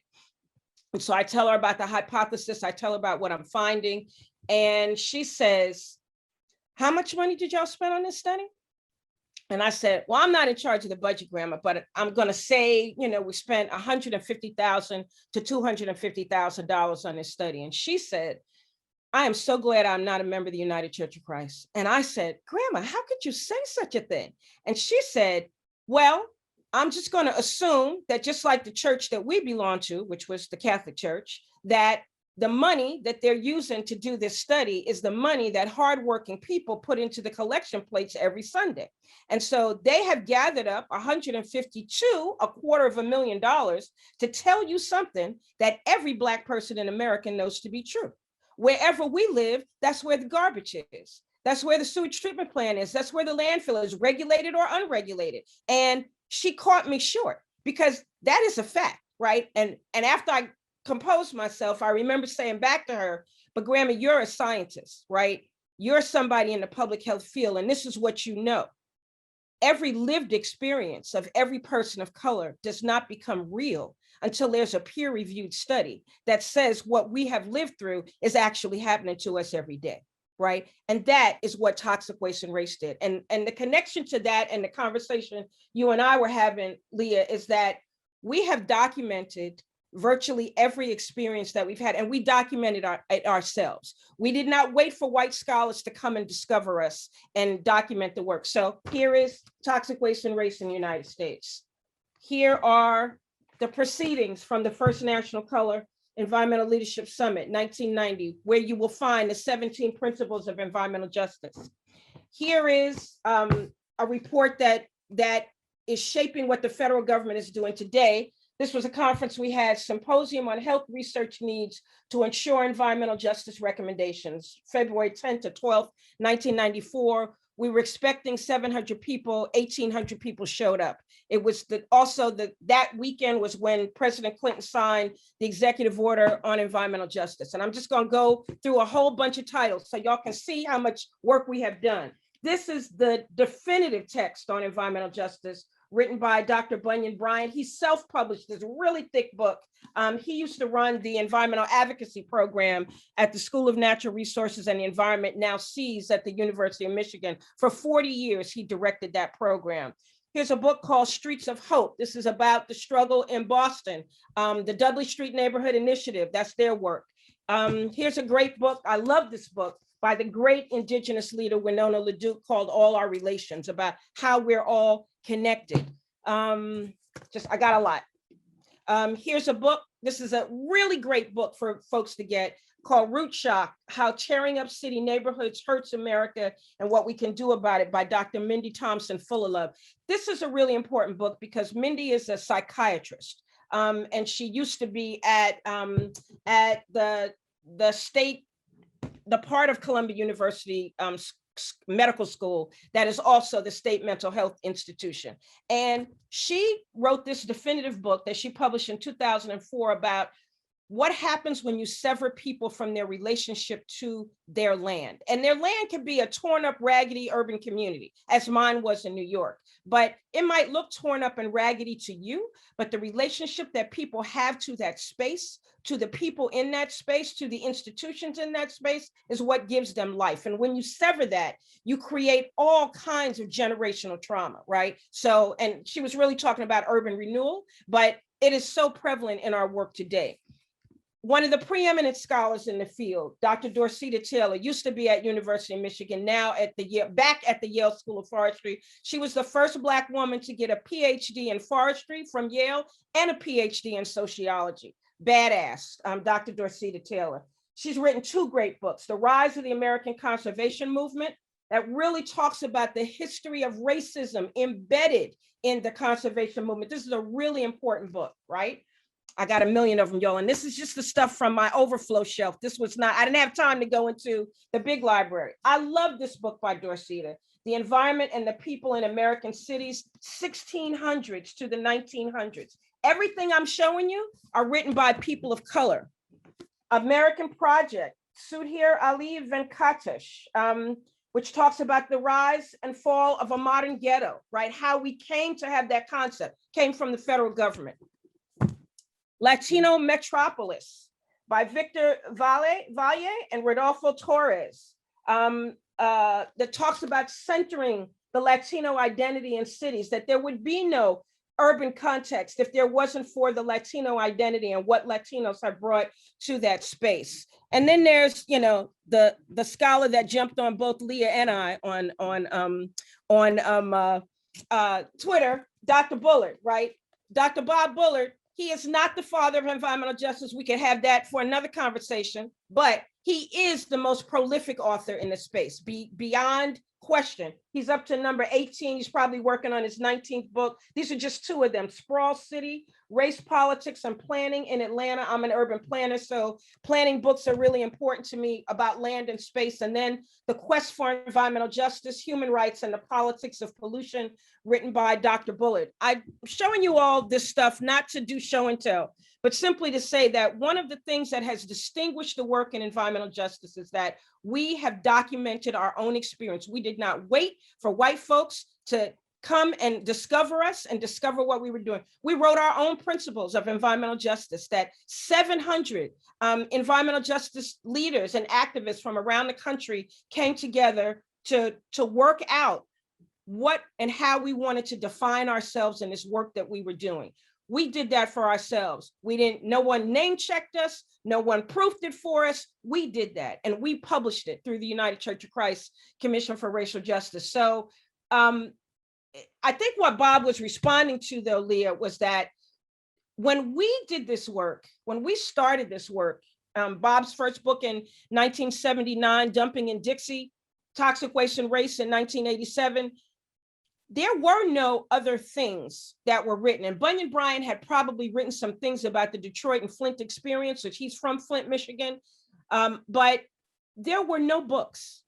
there were no reports. Of course, there was no Google, right? And so we were all creating this space for ourselves and documenting our own history and our own lived experience. And that is the thing that I really, really, really love about this work. We told our own story and we're still telling our own story, but we often marvel at, and I think, Leah, what the edginess that you received from me over Twitter was, and Bob said it, he just said it as Bob always does with no pretext. Google, damn it, right? Go to the library or go online to the library and just type in environmental justice, and up will come thousands of articles, hundreds of books, globally and domestically. People have been writing in this space. And so what troubled me, Leah, was that you all are in environmental studies curricula. You're getting graduate degrees or undergraduate degrees, and somehow the universities that you're at or the programs that you're at are completely ignorant of this scholarship. It's not because it's not there, it's because they don't want to teach it, right? And they don't want to teach it, I believe, because it talks about the foundational integration of systemic racism as a foundational principle in conservation, globally and domestically, and in what became the environmental movement, right? And the environmental movement had an opportunity to integrate social justice from the very beginning. So we like to say that there was no EJ on the platform. That's not true, right? Cesar Chavez and Dolores Huerta were at that first Earth Day, and they were there because they had led the fight to ban the pesticide DDT from use, commercial use in the United States.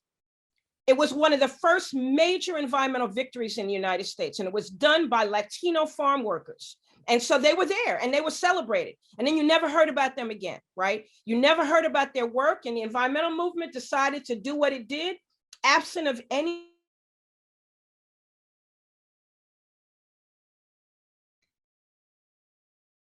I had a little pause on my end. I Bernice, think we're you kind of paused. I don't know if you can hear me. But I think a really important thing to take away from everything that she's saying is that, oh, okay, you're back. You froze for a little bit, but something that I wanted to acknowledge is that the work is there. It's absolutely there. And it is really concerning that a lot of prominent universities around the United States are not teaching this. And it is very intentional.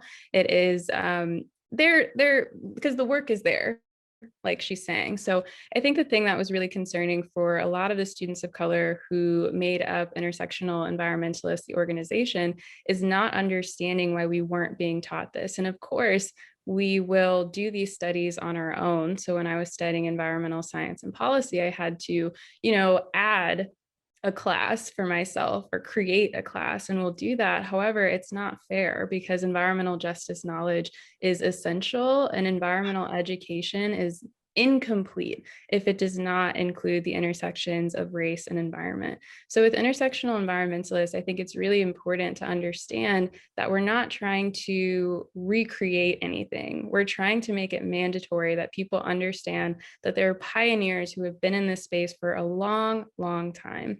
And I think with this recent momentum of people all of a sudden kind of seeing environmental justice, or people, I mean, white people, more particularly, there are white people who are currently understanding like, oh my God, environmental justice is real, what's going on? And it's very odd.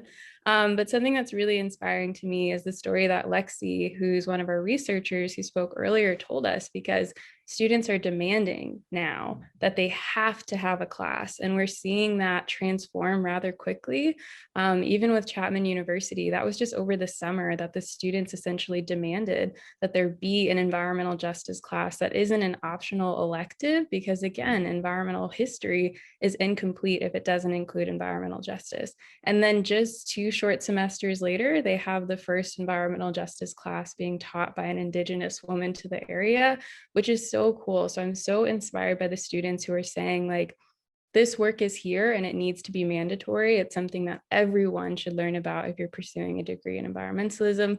And I also hope everybody was taking notes, because there were so many books and so many studies. So please, please do that. And I think so Wawa, this question's for you. So you founded an intersectional platform, Black Girl Environmentalist, which is also similar to IE in the ways that you're trying to bring environmental justice knowledge to people in a very accessible way. And you recently led an incredible campaign, Reclaiming Our Time, that highlighted dozens of Black environmentalists on some pretty major platforms, including your conversation with, I want to say like the Hulk, but I know he has a real name. So what are some of your biggest takeaways from that campaign, and why was it important for you all to organize with dozens of Black environmentalists and highlight their stories? Yeah, I mean, also I could go on and on about how in awe I am of everything Renisha said. I was like trying to write down all these different things. But, you know, I think that's a really, really great question. So yeah, Black Girl Environmentalist, again, is a really new platform and a really new organization that is seeking to address to some degree this gap that exists in the environmental space. And that gap is the fact that Black people, and particularly Black girls, Black women, and Black non-binary environmentalists are decentered and silenced within this space. Something that we see a lot of times with BIPOC in general, but I can only speak from the lived experience as a Black person, is the fact that oftentimes within, say, the environmental space, we're infantilized. We're said, oh my goodness, your communities are going through so much. Let me study it and solve it for you and tell your narratives for you. And honestly, I think we're over it. So in February. So actually the idea of Reclaiming Our Time came about one day I was in the shower of all places, and I was just thinking of how Black History Month was going to come about, and all these white-led brands are probably going to try to highlight some Black people and tell their stories for them. And I was just like, no, we're going to change the narrative, because what ends up happening within the climate space is that even though we know, even without studies having to be done on our communities, we know that Black communities particularly bear a heavier burden from the impacts of climate change because of the historic and continuing impacts of colonialism, racism, and inequality. And the thing about that is that even though we experience the forefront of those issues, we're least represented as being leaders within this space, from having platforms, say on social media, to even being able to get a lot of the funding that exists in environmental philanthropy. I had a conversation with Peggy Shepard a couple months ago, and she let me know that only 1% of the funds put towards an environmental philanthropy go to environmental justice organizations. And we could already see those dynamics, for instance, when Bezos did his environmental fund and environmental justice organizations were nowhere to be found. So with Reclaiming Our Time, we really wanted to reclaim the time of Black climate activists and organizers from around the world, not just in the United States, and allow them to tell their own stories on platforms. I think also what was cool about this campaign is that it really, really went against this narrative that has constantly been pushed back on us, that Black organized, Black environmentalists don't exist, that we don't care, that we aren't doing this work. And a lot of these brands, platforms, et cetera, have always said, we don't know where to find you. This whole campaign was done by a team of like 6 Black women, all of whom were full-time students and or full-time working people that were all doing this in their free time, making calls with brands, making calls with platforms, making calls with activists, organizing this in our free time, whereas a lot of platforms and brands have full-time staff, millions of dollars, and all these resources to do the work that we decided that we were going to do.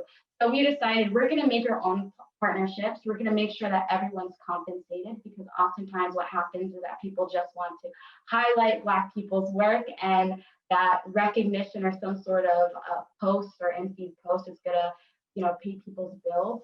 And we decided to really change the narrative and make sure that we were telling our stories for ourselves. And I think the most important takeaway from Reclaiming Our Time is the fact that now all the organizations that were involved, Black Girl Environmentalist, Generation Green, Pass the Mic Climate, we now have even a larger network of Black people around the globe that are doing incredible climate organizing.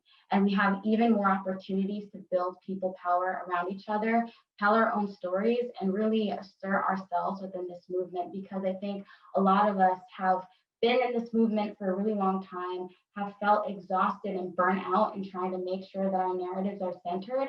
And honestly, I'm really realizing that at this point, I don't really have time, and nor should anyone ever have to have time or energy to try to educate other people to validate our existence. Rather, let's just create and cultivate spaces that are grounded in our vitality and grounded in unconditional care, because not this earth, but the people that inhabit this earth and the way that white supremacy has really integrated itself within society, particularly in this country does not provide unconditional care in the way that particularly Black women give it unconditionally. So we're taking the narrative, we're changing the script, and we're making sure that we're providing that for ourselves. Big facts, Wawa. And another thing I want to just shout out really quickly, if you want to tell us about it, you were just awarded a really amazing grant. Do you want to just tell us about that really quickly? Because I think that was announced yesterday. Yeah, so really, really exciting. Black girl environmentalists, we were just chosen as a Victoria's Secret Pink for Purpose winner. So we were just awarded $25,000 to help us in our process to become a nonprofit, which is really, really exciting.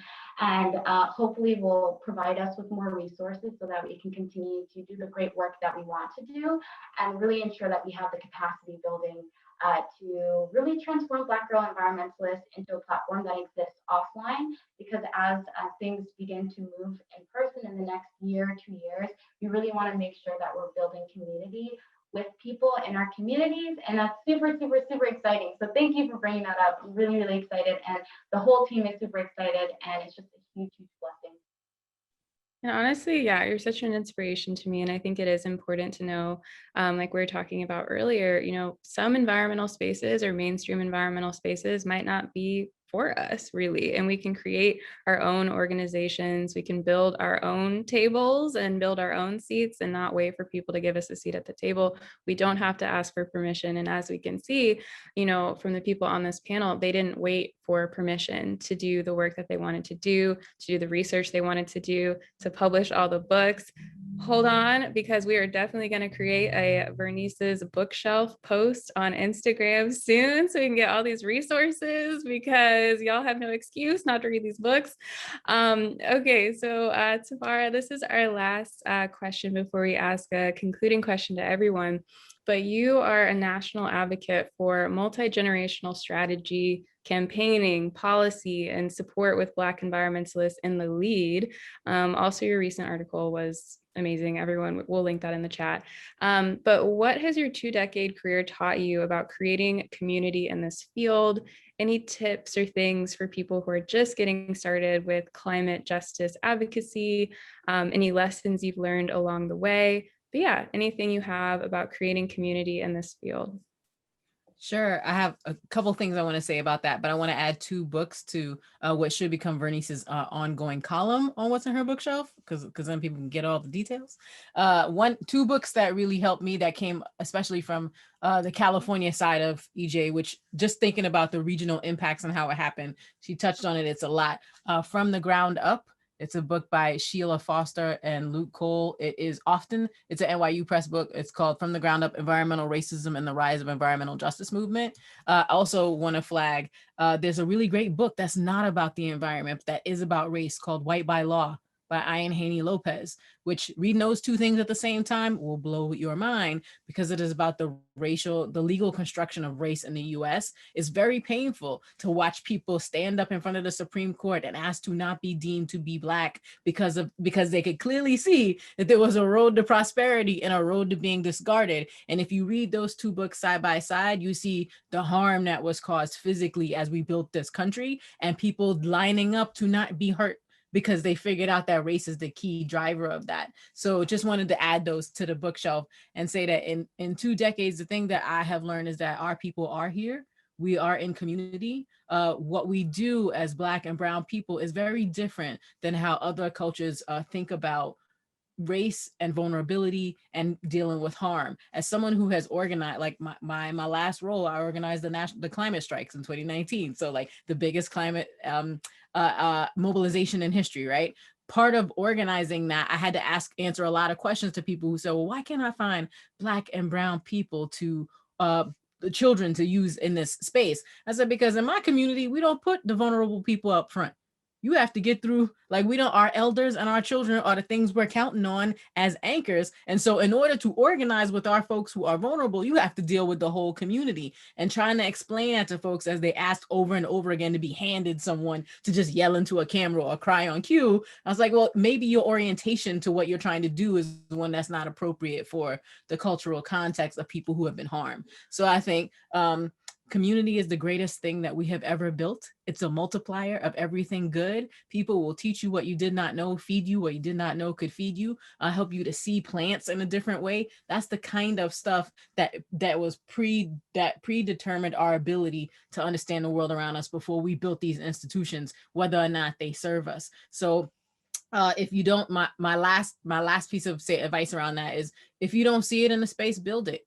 Everybody in this panel can tell you that, like, looking for other people to save you is a waste of your life and your skills and your talents. If you are seeing a thing and no one else is doing it, it's because you need to do it. One of my spiritual homes and relational homes in this work is the Green Leadership Trust, which is all board members of color across big green groups. These are the literal, like, if there were a trading pack of superheroes of people of color doing climate work, they are in the Green Leadership Trust. These are the folks who were on these boards of these big green groups 40, 50 years ago when they were like 5 guys named John, much less, so you couldn't even get diversity of dudes with names, much less any other kind of diversity. I learned that from the folks at the Green Leadership Trust. Bernice is just one of the incredible superhumans who's just been holding space, regulating people, writing it down, making money move, and the stuff that allows us to exist in the future. So as we sit around and talk about what it's going to look like and really step into some futurist work, we need to be in deep relationship with those folks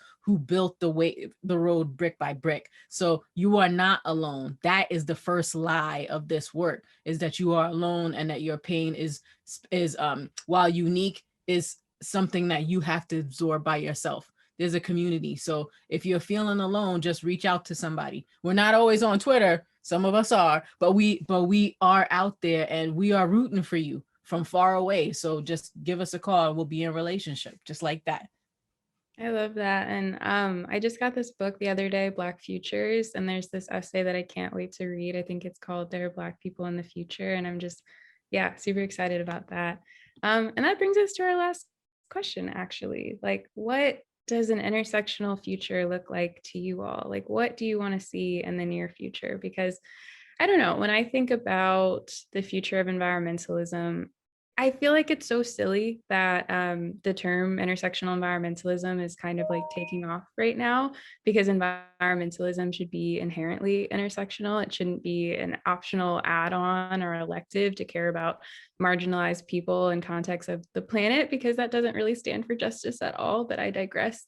But I think in the future, I hope we don't have to add these little add-ons to certain terminology. And I hope that when people think of environmentalists, they think about people like you all, and they know you all's names, they know you all's contributions and studies. And I hope that intersectional theory and Black feminist theory is just so deeply embedded in environmental education. So that's what makes me excited about the future. But what about you all? We can start with, how about Bernice? So I am pulling up the proceedings from the First National People of Color Environmental Leadership Summit. These are the proceedings from that pivotal conference where we wrote the Principles of Environmental Justice. This is from 1991. And I just want to share with you the preamble to the Principles of Environmental Justice. We, the people of color, gathered together at this multinational People of Color Environmental Leadership Summit to begin to build a national and international movement of all peoples of color to fight the destruction and taking of our lands and communities, to hereby reestablish our spiritual interdependence to the sacredness of our Mother Earth, to respect and celebrate each of our cultures, languages, and beliefs about the natural world, and our roles in healing ourselves, to ensure environmental justice, to promote economic alternatives which would contribute to the development of environmentally safe livelihoods, and to secure our political, economic, and cultural liberation that has been denied for over 500 years of colonization and oppression, resulting in the poisoning of our communities and land and the genocide of our peoples, do affirm and adopt these 17 principles of environmental justice. From the very beginning, it was intersectional, right? We redefined environment to be about where we live, where we work, where we worship, where we recreate, where we play. In other words, everything in your life is about the environment. There's no place you could be. You can't be at work and not be dealing with environmental issues. You can't be in school and not be dealing with environmental issues. You can't be in the park or trying to find a park and not be dealing with environmental issues, or where you live, or where your church is, or where your school is.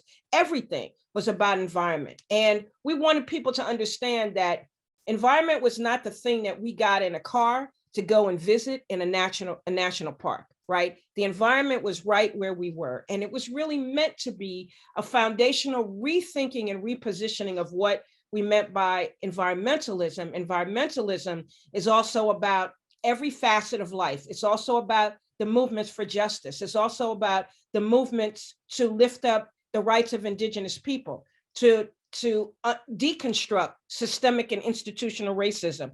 All of that for us was about environment. And so sometimes we chuckle when we hear the theme or the term intersectional environmentalism, because we think to ourselves, well, wasn't that what we were trying to say? And maybe we need to come back and say it again. But do I love that you all are lifting it up and defining it for yourself? Yes, I do. And I want you to go out and continue to do that, but help people to understand that this is not a new conversation. We're just bringing it to you again because you seem to have forgotten.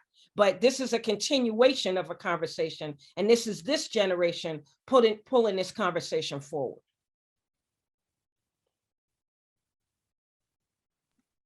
And who's next? Okay, Wawa. So what do you want to see in the future? What does, if you could like close your eyes and imagine like, okay, we made it, this is it. What does that look like in the future for you?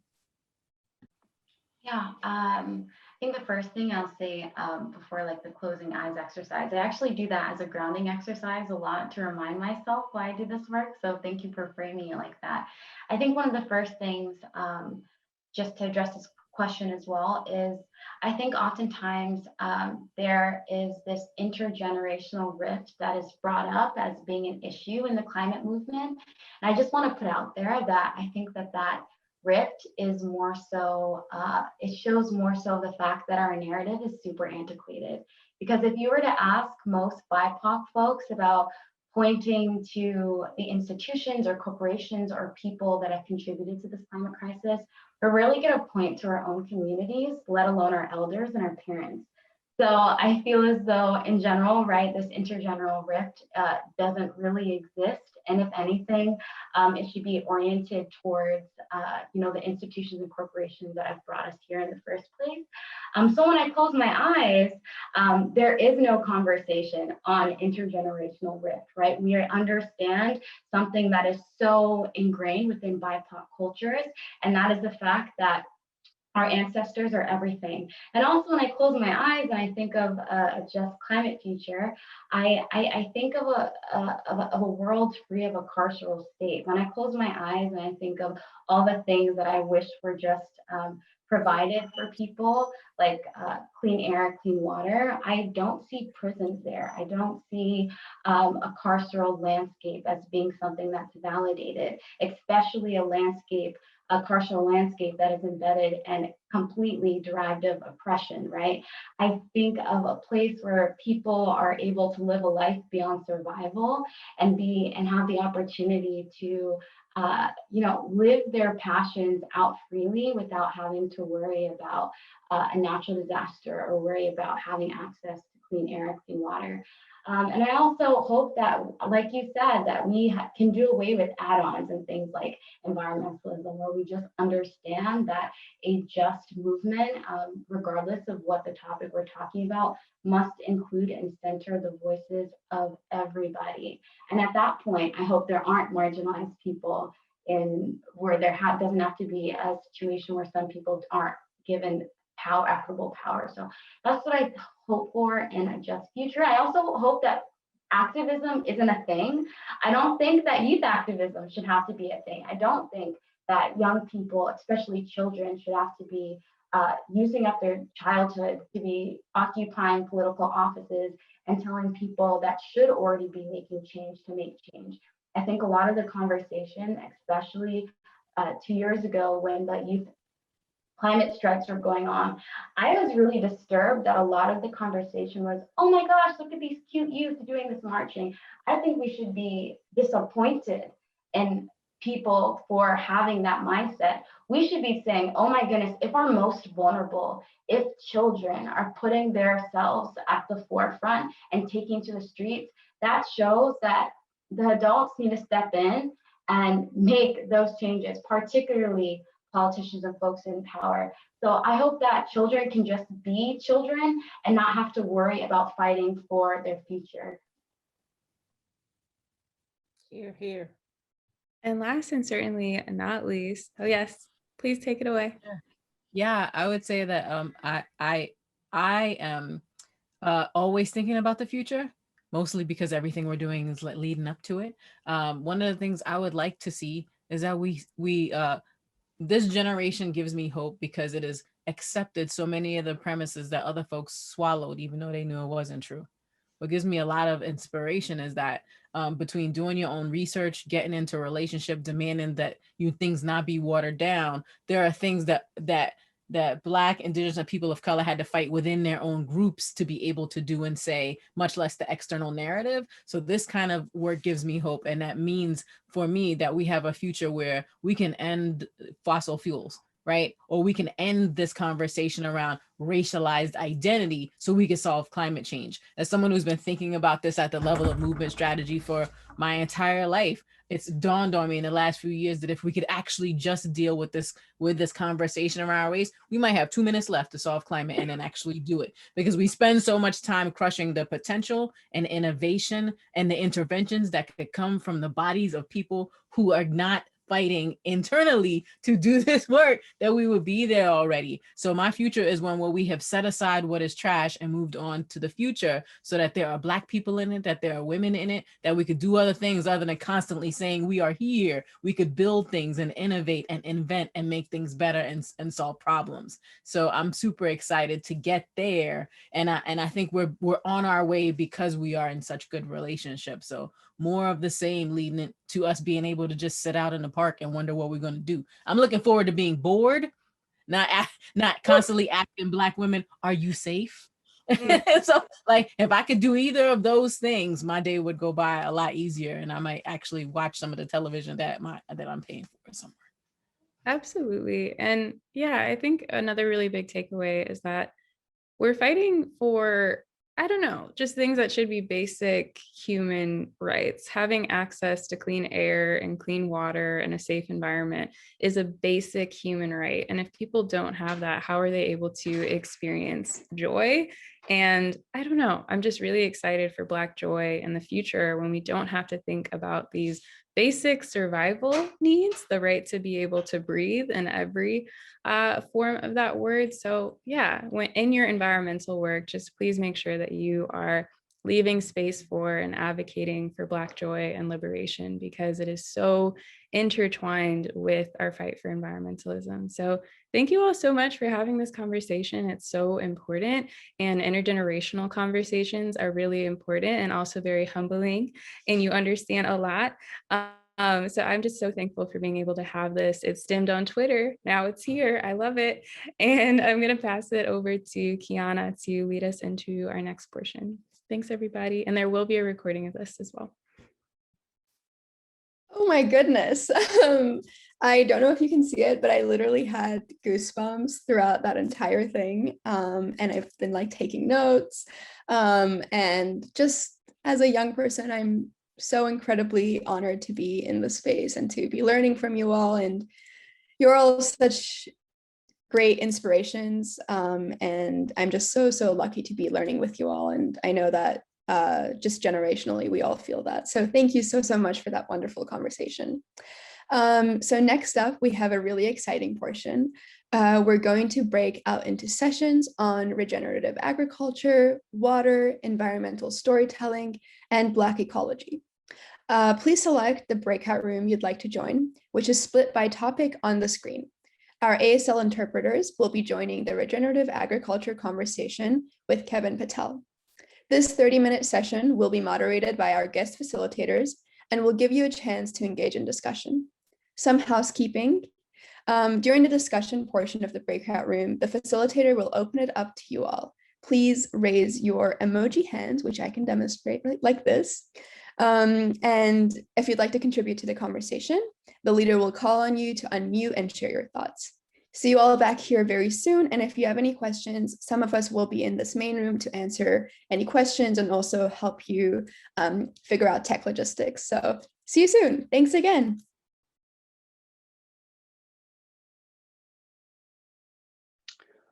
All right, everyone. We're going to get started. Hey, everyone. My name is Kevin J. Patel, he, him pronouns. I'm calling in from traditional Tongva and Chumash land, also known as Los Angeles, California.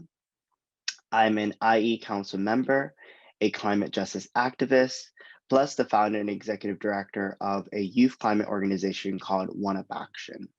Today, I'm so excited to be hosting this conversation on regenerative agriculture in partnership with Guayaki Yerba Mate. Before we get started, we'd love to thank Guayaki, who has been a leader in this space, plus who has been working on several pillars on regeneration to make their yerba mate, including partnering with local communities and taking responsibility for their footprint.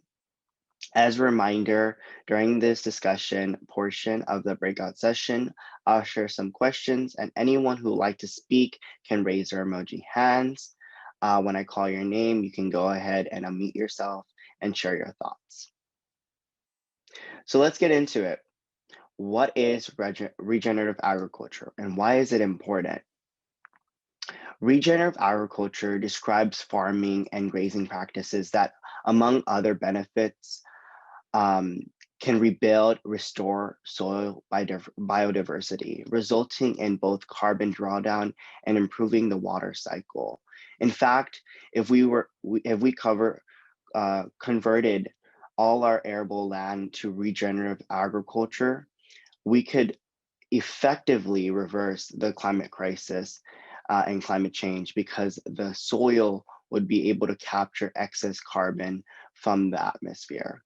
Specifically, regenerative agriculture is a holistic and land management practice that leverages the power of photosynthesis in plants to close the carbon cycle and build soil health, crop resiliency, and nutrient density. Currently, so much of what we grow is through monoculture, only growing one single crop instead of planting different ones that will allow the soil to stay healthy. Regenerative agriculture improves soil health primarily through the practice that increases soil organic matter. This increases biodiversity both above and below the soil surface, while increasing both water holding capacity and sequestering carbon at greater depths, thus drawing down climate damaging levels at atmospheric CO2 and improving soil structure to reverse civilization threatening human caused soil loss. And research continues to reveal the damaging effects to soil from tillage, applications of agriculture chemicals, and soil-based fertilizers and carbon mining. Regenerative agriculture reverses this paradigm to build for the future. Regenerative agriculture is a movement that is reviving an indigenous approach to agriculture and flipping the narrative to show how agriculture can help restore ecologies, fight climate change, rebuild relationships, spark economic development, and bring people like us, consumers and farmers and ranchers, joy. So with that being said, I'm gonna go ahead and just as a reminder again, if you are wanting to speak during this portion of the breakout session, I'll share a few questions. And if you want to speak your thoughts on regenerative agriculture, go ahead and raise your hand and I'll call on you to unmute yourself and so that you may share your thoughts. So I think I'm going to go ahead and go with the first question. How can we leverage our power as individuals to push for more regenerative agricultural practices? And anyone can raise their hand and I'll go ahead and call on you. I see Sabs, you want to go ahead? Yes, I honestly love talking about regenerative agriculture. There's so many nuances and so many things that we don't necessarily learn about our relationship um, to agriculture, to our food systems. We're so disconnected from our food systems in so many ways. And there is so much injustice within the entire food system, whether that is food apartheid or food deserts, having access to fresh local produce and all of that stuff. So I think it starts with, much like anything, it honestly just starts with using our voice. As I guess, as individuals, we can push for this by for those folks who have expendable income and who have the privilege to be able to shop from farmers markets and to support regenerative agriculture, to do that, to support your local farms, get connected. Not only is it a great way to support those practices, it's also a great way to just get in touch with where your food comes from. Because so often what we buy is just what's wrapped in packaging at the store, and we don't know how something grows from the ground or how it grows from a tree. So I think for those who can use your financial privilege to support those opportunities, and I think it's always powerful to start your own garden.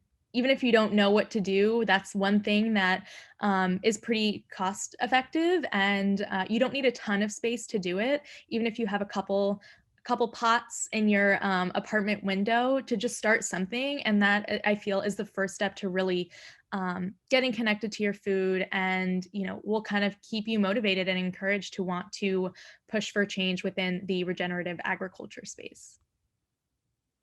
Thank you so much, Sabs. And I'll add to that as well. Coming as a young person coming from South Central Los Angeles, I saw how food apartheid really affected my community of South Central Los Angeles, and how students, my fellow peers, didn't even know that, you can grow your own food. So when Sabs was mentioning how we can really bring that factor of like growing our own food, whether we're able to grow our own food, that it doesn't come from fast food, it doesn't come from the grocery store, right? A lot of my peers didn't even understand that. So it's definitely, we're able to grow our own food. And a lot of the practice that, my, family bring was regenerative in that aspects of like growing quite a lot of, crops within one sector of like, land. And so definitely we're able to get so much out of it. So do apologize. I guess, does anyone else have to add? And I can re-say the question again. So how can we leverage our power as individuals to push for more regenerative agriculture practices? So if anyone wants to add to that, I will go ahead. You just have to raise your hand, and then I will call on you to unmute. Okay, I think Ariana. Hopefully I'm not butchering your name. Hi, my name is Ariana. I'm a grad student right now at Colorado State University, and this is first of all incredible. So thank you to everyone for putting it together. It's really incredible. One thing I wanted to ask when it comes to regenerative agriculture, and like how regenerative agriculture, even the fact that it's named that, and the movement itself in a lot of harmful ways has been like as if has been, culturally appropriated and co-opted by like white environmentalists, neoliberal, like conservation and environmental groups. And one thing I'm like thinking a lot about is there's a lot of these groups that are, because of the recent years, are now saying, okay, we want to do better. We need to work with Black, Indigenous, Latinx, Asian, Pacific Islander communities of color in agriculture. We want to work with youth to get them, this and that. But something that also happens that like they perpetuate, that I wonder if we can talk about, like, how do we combat this? How do we find new ways forward? Is the fact that like it's almost like, I don't know how to, it's like continued displacement of our peoples from the land through, like, especially maybe when having programs that's connecting interested youth to regenerative ag mentors or apprentices. And a lot of times, being that it's that all the money and resources are with these very white organizations, they're only reaching out to very white mentors and youth. And so it's connecting, you know, white youth to white mentors who have the privilege through colonization, through genocide, and all of this history of having a regenerative ag ranch. So then they learn there, and then because of generational wealth and a lot of other factors just on privilege they have from being white,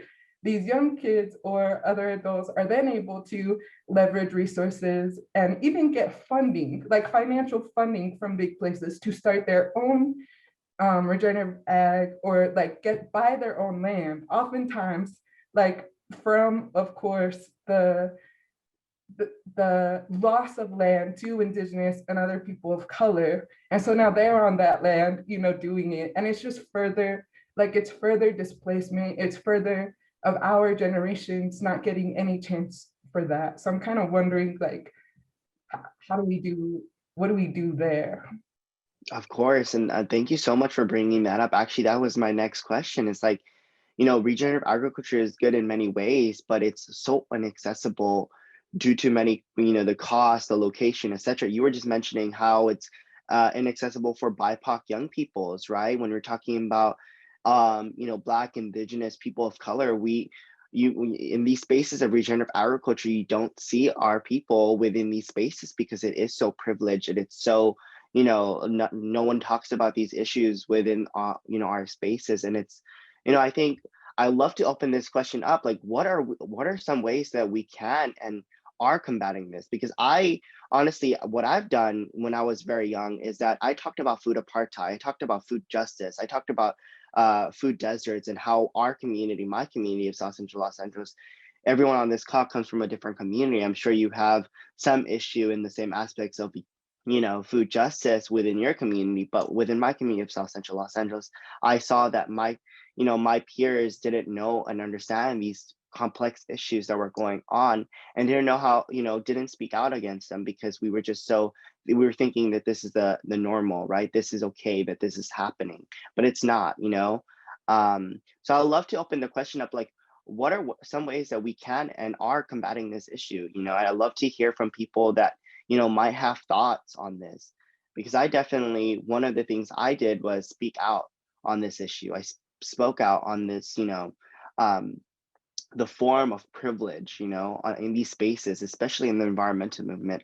A lot of this environmental movement has been led and is controlled by a lot of white and white passing voices. And that in itself is covert racism. But that's another talk for another time. We're talking about regenerative agriculture right now. So let's talk about how are some ways that we can really make regenerative agriculture and the practice of regenerative agriculture accessible for BIPOC young people, and what are some ways that we can, combating this issue of, you know, making regenerative accessible, right? Any thoughts? Anyone want to raise their hand and, you know, share their thoughts?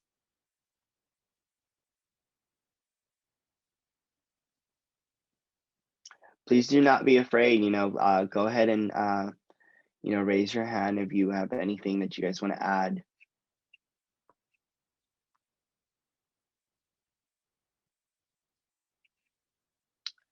Sabs, do you want to add something? Go ahead. Yeah, so I would just say there are many different ways that people are not necessarily using specifically regenerative agriculture, but using somewhat more modern forms of agriculture. And by that, I just mean like hydroponic farming, or more urban agriculture, rather. Not to say that hydroponic farming is perfect, but a lot of places are using urban lots to grow their own food for folks in the neighborhood. there's, I believe, the Black Feminist Project in, I think it's either in the Bronx or in Harlem, but there's that, there's East New York Farms. I'm located in Brooklyn, so those are the ones that I know of near me.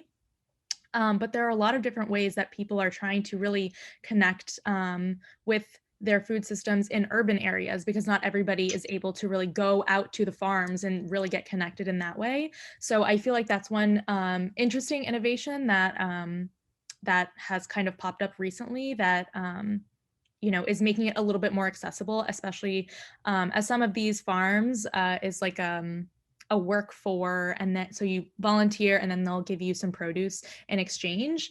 And I also think that that's a beautiful you know, response to capitalism, which says we must be paying for everything and we must, you know, be doing everything in order to make the most money. But really reconnecting with our food systems is how we develop our connection to the environment and our connection to Mama Earth, and having all these new unique ways to do it, while not necessarily fully new, they've been there, they've just not been highlighted in the past, is really nice and inspiring. And I hope more people continue to really connect with their food systems in whatever way is accessible to them.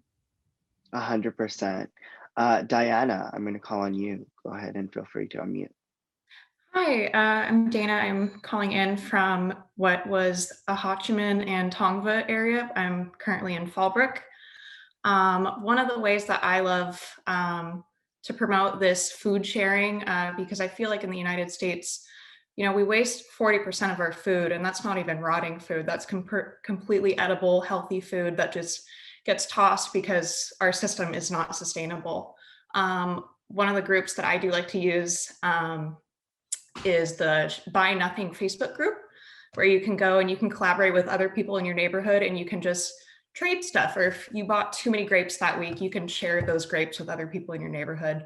And I feel like that's a really great first step for us to reconnect, not only with our food, but with other people in our area, and thinking of food as not necessarily like a commodity, but more as like a gift. I'm currently reading Braiding Sweetgrass, which is an incredible book that is full of like Indigenous knowledge and wisdom. And she advocates for seeing food as a gift and not a commodity that's bought and sold in our capitalist society. So yeah, that's my contribution I'd like to share. Thank you so much. I do apologize. I just want to just do a disclaimer right now. I just got my second dose of the vaccine, so I might be butchering names, a little loopy right now, but I'm gonna call on names, but I'm just gonna spell them out. So Jacqueline, I believe, starts with a J. If you can unmute, and then we'll go on to the next person. Yeah, okay. Yeah, you said my name right, don't worry. Okay, hi everyone. So I'm calling in from Central Valley of California, Yokuts land. But I just really would like to add on to what Sabs and Dana were saying before. And I feel like one of the steps, so like from where I live, it's in the, like I said, Central Valley of California, which is a huge agricultural hub. It's so many fields. But I feel like one of the first steps that we can take to connect with the idea of like agriculture being regenerative is connecting with the people who are growing our food. So I know that's like a really accessible thing in California to do because so much food is grown here, and where I live, like my parents and like my family are still farm workers right now. But I feel like that's such an important part, and also of making it like an intersectional issue.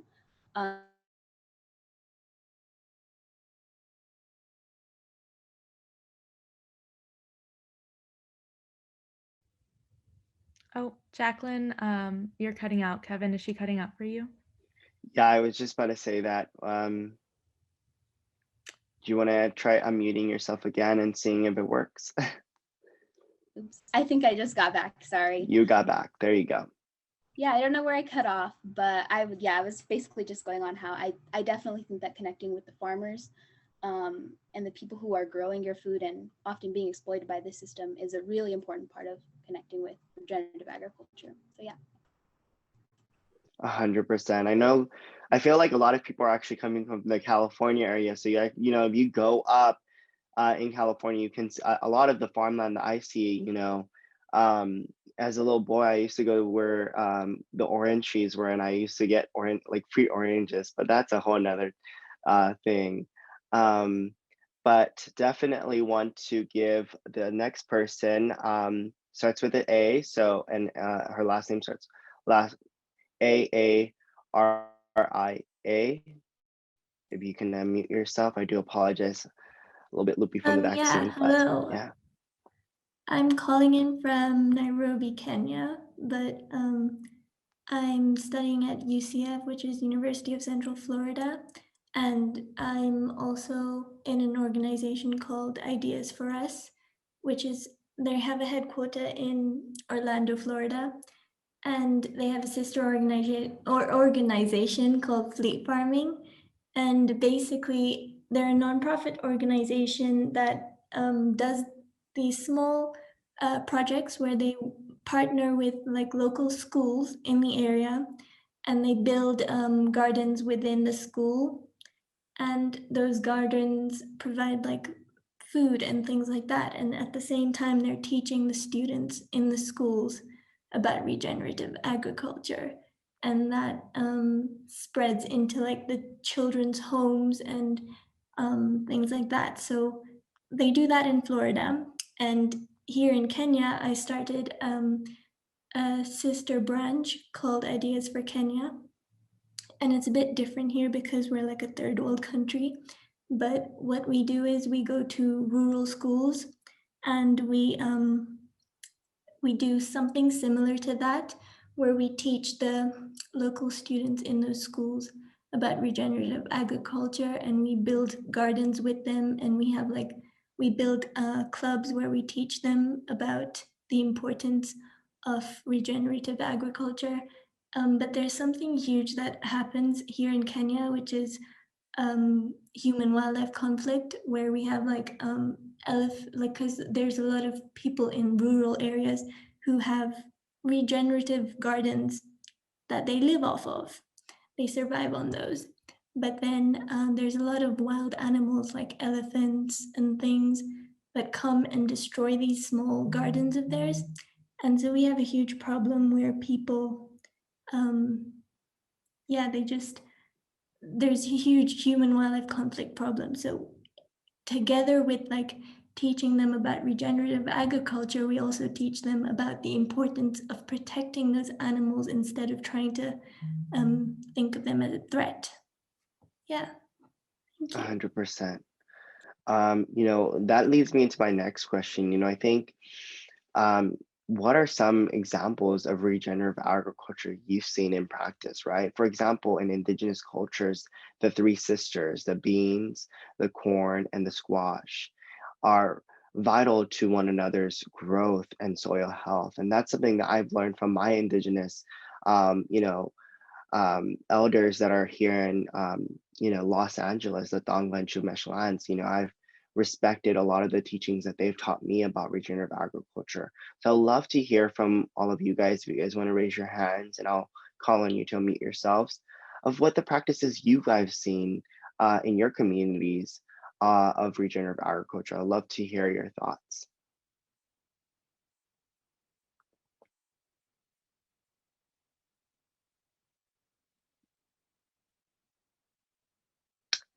Sabs, do you want to go?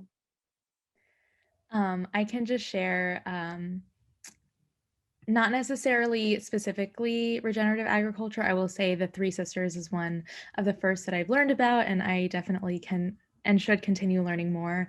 But I know that monocropping is really, really harmful to soil health. So it's so important with as part of regenerative agriculture, really the basis is making sure that the things that you're growing are living in, I guess, symbiosis with one another. They're helping each other grow.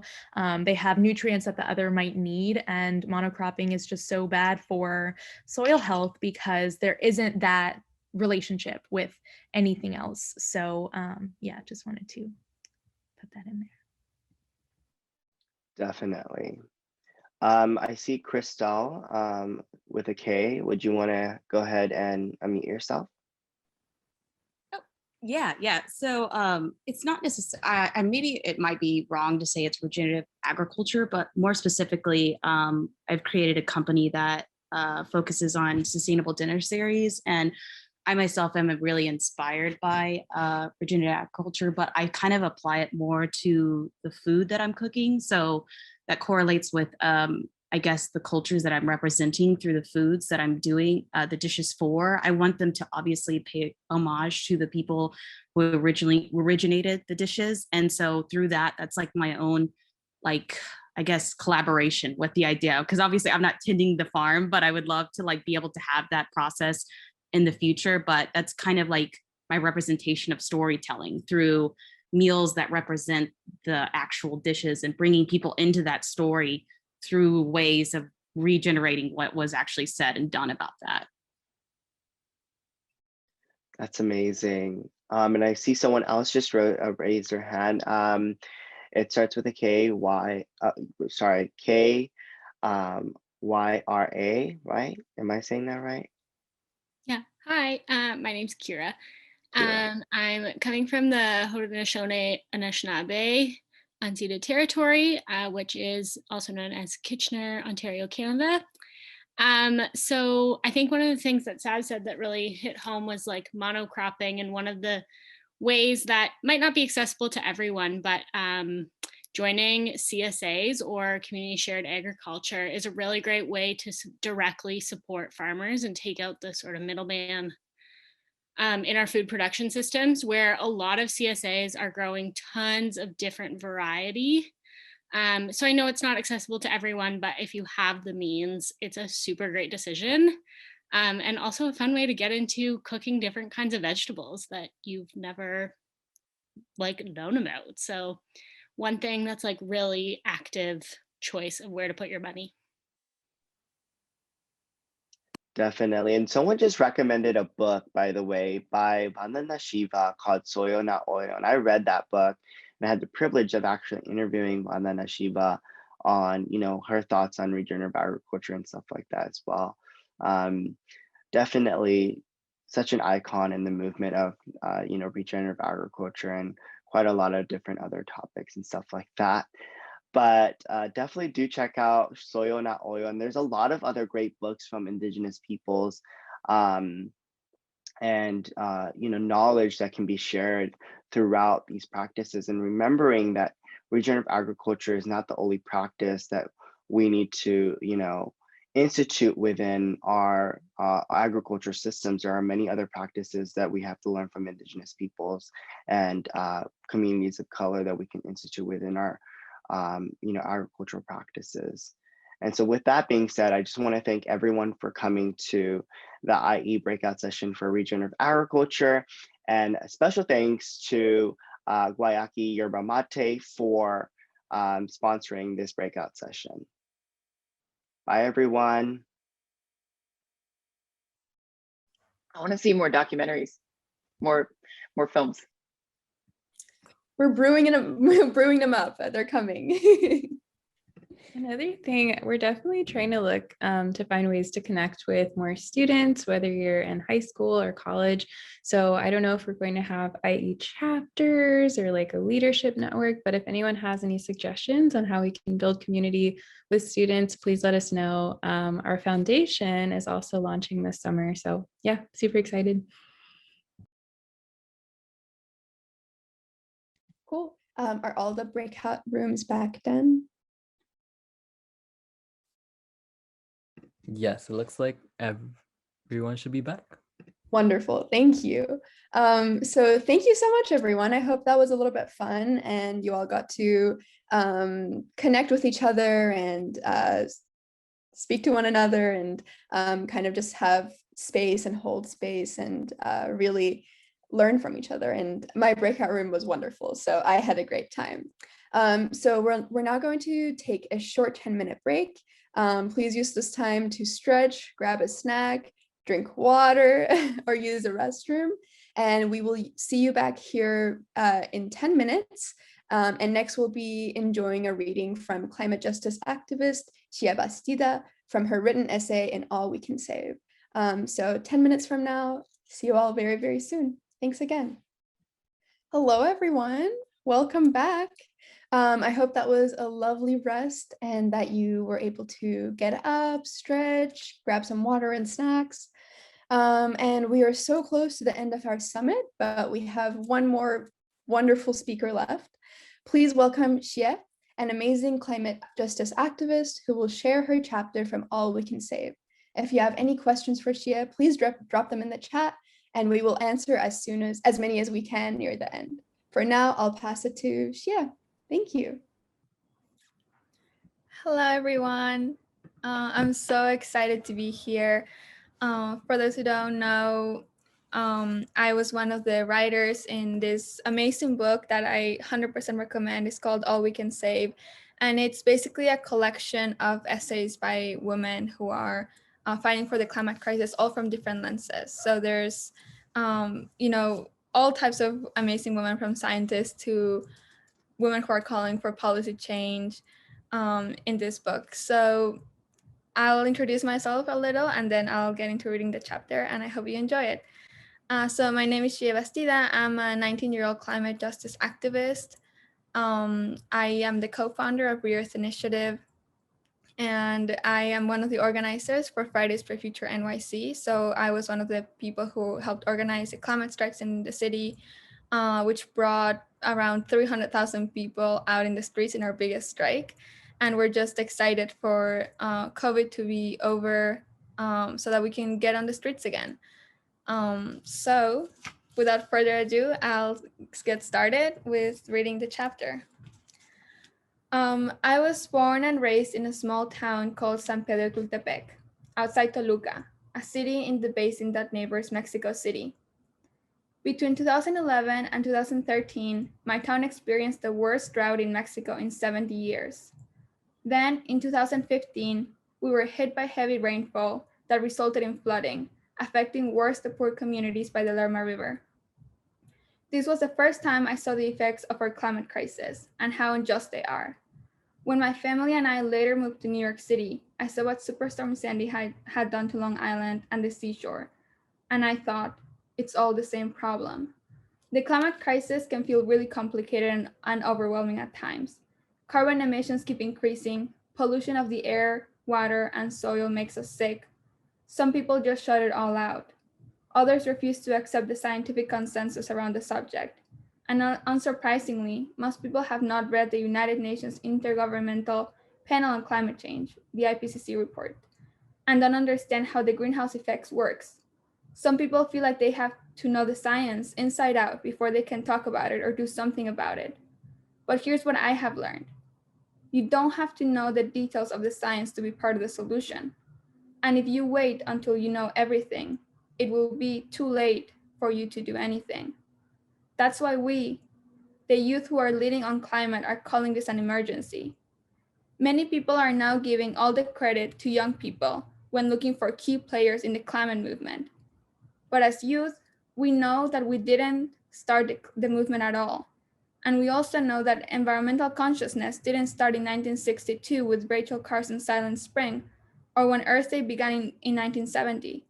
We are just bringing the element of urgency because we realize that we are running out of time. In 2018, the IPCC gave us a deadline. We have 10 years to nearly halve global carbon emissions to stay below 1.5 degrees of warming from pre-industrial levels. Youth have come to understand that we have to be the communicators of science, facts, policy, solution, and hope through language that reaches the general public. We have to use every tool at our disposal, from traditional media to memes, to tell the world that we know and why it matters to us. Older generations were able to enjoy and do whatever they wanted without worrying about climate refugees and extreme climate disasters. But now the world around us is deteriorating beyond a point of natural recovery, and we're not going to be able to inhabit a world where nature is healthy and in balance.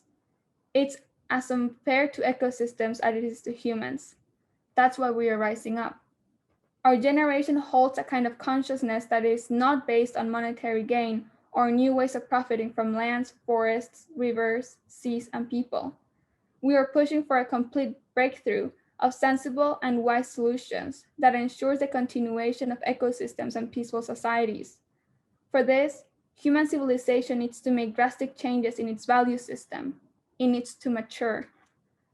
As a descendant of the Otomi Toltec peoples, I feel my elders have the kind of guidelines and principles that humanity needs in these critical times. I was raised with the philosophy of my ancestors, that you take care of the earth because she takes care of you. Indigenous peoples have been doing that for thousands of years. It's our culture and our way of life. It is clear within the youth movement that being a climate justice activist or an environmentalist working for the regeneration of Earth will require continuous dedication. It can't be a hobby. It has to be a shift in mindset and culture. We don't want people to have to experience the climate disasters to realize that this is a crisis. We want enough youth to see the power of collaborating across sectors and generations so that we change the conversation towards solutions. We want all communities to embody the morality and wisdom needed to adapt to a post-fossil fuel era. If more people become aware of what's going on, they will make radical decisions and take radical action. We need to have a whole cultural shift where it becomes our culture to take care of the earth, and in order to make this shift, we need storytelling about how the earth takes care of us. Part of this will be learning to work by the principle of collaboration rather than competition. It is so different from what we've been taught, to be individualistic and to strive for personal success. In the movement I'm helping to build, we make all of our decisions through consensus. There's no hierarchy. We appreciate one another's time, energy, and drive to change the world. When I was younger, I envisioned companies as being surrounded by impenetrable gray walls.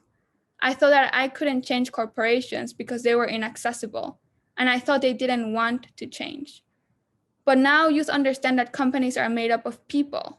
In 2019, for the first massive global youth climate strike, we saw some corporations close their stores, shut down their websites, and publicly support the strike. We watched people working at those companies speak up. For example, thousands of Amazon workers walked out for climate justice. We realized that we could change the narrative of corporate greed and incite businesses to divest from fossil fuels while striving to coexist with Earth. Our approach as young consumers is to say, we're going to support you more if your business makes the changes for the better. It's true that the climate strike movement is organized and led by youth, but we need to work intergenerationally if we want to impact every sector and every industry. To me and a lot of other young people, it feels like we're rooted in awareness while the adults around us live in obliviousness. This is where "okay, boomer" came from, a phrase designed to describe the intergenerational disconnect of the movement. But that's not right. First, the world is not okay. So we will shake those who need to be shaken and out of their comfort zone. People in developed countries and big cities are too comfortable, and nothing changes when we stay in a state of unbotheredness. We need to be uncomfortable about the system to change it. And the youth are bringing the climate crisis to attention precisely to channel action out of uneasiness. Second, we cannot let phrases like "okay, boomer" divide us. The fossil fuel industry wants us to be divided in order to slow down the push for climate justice. But we refuse to let attempts at division affect our purpose. Our movement for climate justice isn't just led by young people. It's led by young people from all over the world, of all races and ethnicities. The Western media created a narrative that the youth movement started in Europe with Greta Thunberg. Thus, people often see it as a white movement. But youth of color who are disproportionately affected by the climate crisis are also at the forefront of the movement. There are incredible environmental justice initiatives and organizations all over the world, big and small, where people are on the front lines of natural disaster zones, vulnerable to extreme weather. They are all fighting for the rights to be better prepared, but also to have more resilient ecosystems through passing bills that restrict or suspend mining, logging, damming, fracking, and other extractive activities. The predominantly white mainstream environmental movement is starting to acknowledge all the Indigenous, Black, and Brown communities in the front lines. These efforts are merging in a constructive way that will make the movement stronger. We have helped propel the narrative transition from a call for climate action to the necessity of climate justice. And if you want to join us, here are 10 tips for being a climate justice activist. 1, don't start from scratch. There are hundreds of existing organizations that you can join. 2, maintain good communication with your peers and the adult organizations that you partner with. 3, take good care of yourself and others. 4, make your activism intersectional. Include all stakeholders in your decision making and don't tokenize. 5, don't do things the patriarchal way, the racist way, the exhausting way, or any other way that excludes marginalized voices just to be efficient and do things fast. 6, at venues you hold, invite Indigenous peoples to do land acknowledgements, and remember that Indigenous knowledge is the foundation for addressing the climate crisis. 7, always convey that individual and structural change are both indisputably necessary. 8, meet people where they're at. Not everyone knows the climate crisis back and forth. Explain it and present solutions. 9, use accessible language. Not everyone knows about ppm, parts per million, or the IPCC, Intergovernmental Panel on Climate Change. And 10, talk about greenwashing, environmental racism, green gentrification, and what a just transition means. We as youth agree on the fact that addressing the climate crisis is a survival issue for everyone. Climate change doesn't discriminate, but the ability to respond to climate disaster does. Wildfires in California, for instance, are not avoiding rich homes. Snowstorms, hailstorms, and tornadoes are not discriminating either. But fully recovering from these increasingly unnatural disasters is very difficult and almost impossible for communities of color, Indigenous reservations, small rural towns, and traditional communities. Our local representatives should pay attention to every opportunity to reverse the policy and economic conditions that put our communities and ecosystems in peril. That's why we as youth lobby at the local level. You can do it too. Go to your state capital and tell your representatives the climate crisis is an issue that we care about and you need to represent that in your policy. When representatives see that our main concern is the climate crisis, they feel obligated to act because they have kids too, and at the end of the day, they are public servants for the people's needs. It's time to change our mindset towards implementing solutions. A vibrant, fair, and regenerative future is possible, not when thousands of people do climate justice activism perfectly, but when millions of people do the best they can. Ta-da! Okay, so that was my chapter. Thank you for listening. I know it was a little long, so thank you for staying with me. I believe we're gonna go into Q&A now. Yes. Thank you so much for that, Shia. Thank you for bringing your beautiful words to life. I am in absolute awe. I have All We Can Save on my bookshelf, and I first read your chapter a while ago, and it was one of my favorite and so relatable. And thank you so much for being here. So with that, we'll move into our audience questions. And the first one I see by Malvika, I think, is how do we cut through the noise of greenwashing and corporate environmentalism to sustain the momentum from this Earth Day, including amplifying your speech from the Leaders Climate Summit? Well, I think that's a two-part question. So first, greenwashing.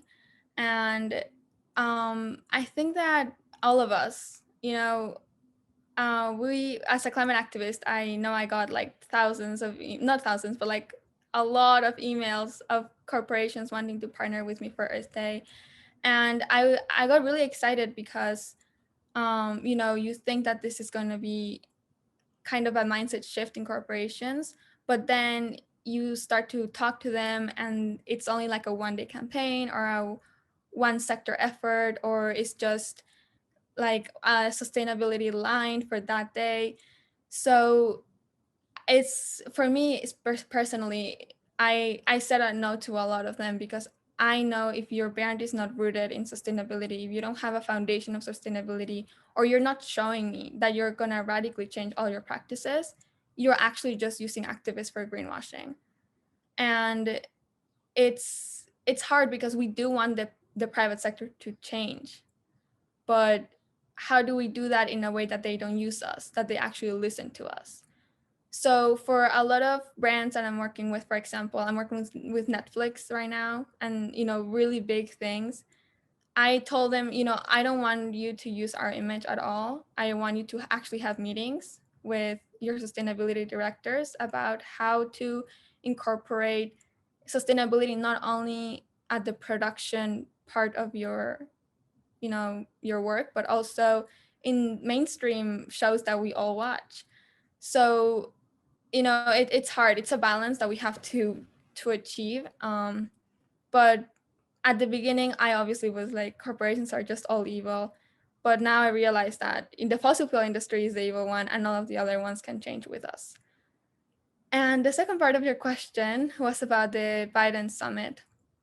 And I got the opportunity to be the youth speaker on the first session. And I was disappointed that I was the only youth speaker in the whole summit, because it felt like a really big responsibility and weight to talk for all of you in the presidential summit. And that's the first thing I said. I do not feel comfortable about being the only voice represented here when you could have done way better. And not only youth, but also various stakeholders, different people with different backgrounds that must be represented. So I basically called them out. If you want to watch my speech, I don't know how I can get it to you, but I will try to get it to you. And my main message was that the era of fossil fuels is over. And I think that a lot of countries around the world are holding on to the fact that we must use fossil fuels, that's what's gonna save them from whatever. And the truth is that in humanity's history, their eras begin and end. And it is time for the fossil fuel era to end. And I think that's the clearest we can be. It's just time to move on and strive for different solutions. So that was my main message at the Biden summit, aside from getting in a fight with the Mexican president afterwards on Twitter. That sounds incredible, and that must have been a lot, but I still thank you for being there and showing up and representing our voice, even in that really tricky situation. And I know that you talk a lot about your own identity and also how Indigenous knowledge really plays into your activism. So I would love to know about kind of like the pieces of Indigenous knowledge that we can draw from in order to address the climate crisis, and kind of your own personal story and experiences as well. Of course.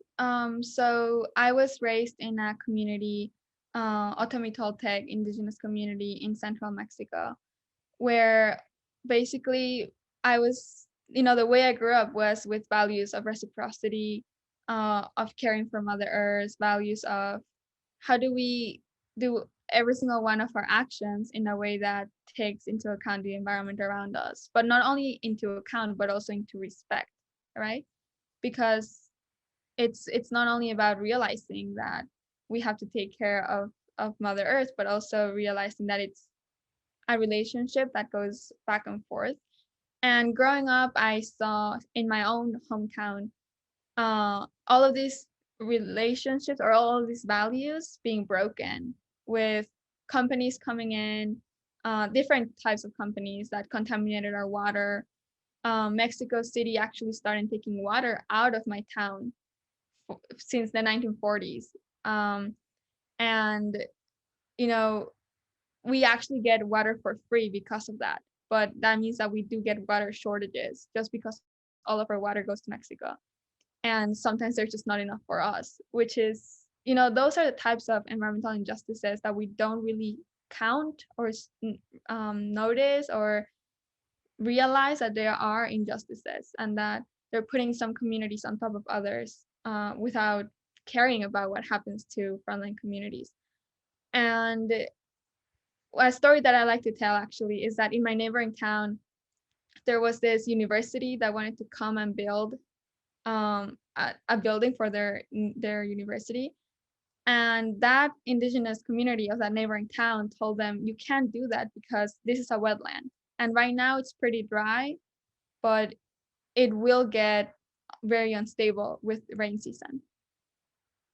And the university said, we have experts that can make tests, and they told us it's fine. So they built the university, and now it's half built, half sunk. And I think those are the type of knowledge that we can take from indigenous communities, knowing that every piece of land in the world is different. You cannot just, try to blend something in, and it's not going to work everywhere, right? Every piece of land around the world has its own character, has its own history, has its own people. And if you want to make your architecture successful, your city successful, you have to listen to the knowledge of the people who have been living there for thousands of years. So long story short, listen to indigenous knowledge. Absolutely. I think that's such a great example of, well, it's not a great example, but it really exemplifies the point that, the people that have been living on this land for generations are the ones that are best going to know it, not some like scientific expert. So thank you for really making that point. We have another audience question by George, who asks, how can we have a more global approach to intersectional stakeholder relations? Can you repeat the first part of the question? Yeah, how can we have a more global approach to intersectional stakeholder relations? And I think it's in the chat, and maybe if George wants to give us more context. This is also a complicated question, just because when we think of, think globally, act locally, I always think of the fact that we need to consider kind of how our world has become really globalized. And so anything that I eat, anything that I wear, anything that I consume was probably not produced in my community. And that means that stakeholders for your local community might not even be from your local community. And I think that makes not only climate solutions more complicated to address, but just the way in which we ourselves as individuals try to change our own lives.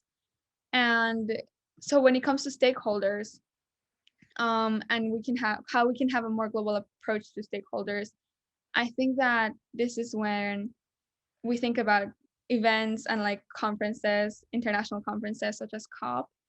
And what we realize, especially in spaces like COP, is that there is no way to have all stakeholders present. It's just not possible. And even when I went there and I wanted to have youth representation, there was youth representation, but 49 of them were from Europe and 4 of us were from the rest of the world. And that might have just been because it was in Spain, so it's easier for European youth to get there. But it's also resources, and it's also access to language and access to information. And so if we want to make the movement inclusive and have stakeholders present in a just way, we just need to do a lot of work of kind of intentionally making the movement radically inclusive. And that means translating the things that we do, having parts of the movement that are not only about striking, because not everybody can strike. It's illegal in some countries. So how do we adapt the movement to make sure that people feel like part of the movement? So yeah, I feel like just recognizing those things is a step closer to just representation. But I feel like the justest representation we can have is definitely when you look at your own community, because then you can actually know like different people's perspectives. But in the global scale, we're never gonna get there if everything below is not already worked out. That's so true, especially when considering that in all of these powerful spaces, if only European youth are involved, they're not even the ones facing the gravest consequences of environmental injustices like many other countries are. So that's so important, is to really consider those communities and local issues as well. So our next question is kind of related to that. What advice would you give to aspiring climate activists or people who don't know where to start? Well, this is one of my favorite questions, but also one of I feel like I'm saying that all of questions are interesting and hard to answer, because they are. But at first in my own journey as a climate activist, I thought that I had to change my whole life in order to be an activist. Flip your life upside down and just do things differently. But as I went on, I realized that we cannot have everyone doing the same thing, and that perfect climate activism doesn't exist. And so we must realize that everyone has different skills, and that they can use those skills and that passion to fulfill our common purpose. So that's my advice. Just identify whatever skill it is that you have and use it in the best way possible, which is to address the climate crisis that is going to affect all of us. So if you're good at public speaking, if you're good at graphic design, good at making amazing videos, good at even just like architecture. My grandfather is an architect, and he is having a lot of environmental designs included in all of his architect work. So that's my advice. If you want to get started, just lend your skills to the movement. So beautifully said. Thank you. And lastly, our question that we like to ask everyone, just for some hopeful things to leave on. What does an intersectional future look like to you? This is a beautiful question. I think that an intersectional future, it looks like having intersectional solutions, and I don't think we can get there unless we have, a diverse movement calling for those solutions, and also diverse representation. Because intersectional solutions means for everyone to understand that kind of what happened with COVID, right? You going out put so many people at risk. And that I feel like that's when you understand the relationship between individual action and systemic change. And so intersectional solutions means that you realize that where I get my, like I said before, my clothes and my food, it is affecting people in other parts of the world. If I buy from the fast fashion industry, that is, degrading a lot of workers' rights in countries where workers' rights are not upheld. So that's what recognizing intersectionality means, that everything affects everything, and so our solutions must be the same way. And I feel like that's why we call for a just transition to renewable energy or clean energy, because if you just focus on numbers and science, which are important and are the ones that are giving us the urgency, that showing us that we need to advocate for urgency, if you just focus on that, you risk one of the tips I gave in my book, you risk doing the things in a way that perpetuates all the systemic injustices that we already have in the world. And I feel and I know that the climate crisis can be used as an opportunity to address social issues in a way that also addresses the climate crisis. And that means educating women, uplifting marginalized communities, and I should say communities that have been made marginalized, right? Because we should be able to liberate ourselves from that. And I think that comes from solutions that are that respect our traditions and our culture, and also the needs that we have. Yeah, with that, thank you so much for being here and spending your Saturday with us, and for bringing your beautiful and calming presence here. And on behalf of the IE team, I thank you again. And a special thank you to all of our speakers, our ASL interpreters, Leah and Brenda, and our sponsors, Gyuaki, One Hotels, Thousand Fell, and Natura for their support in bringing this event to life.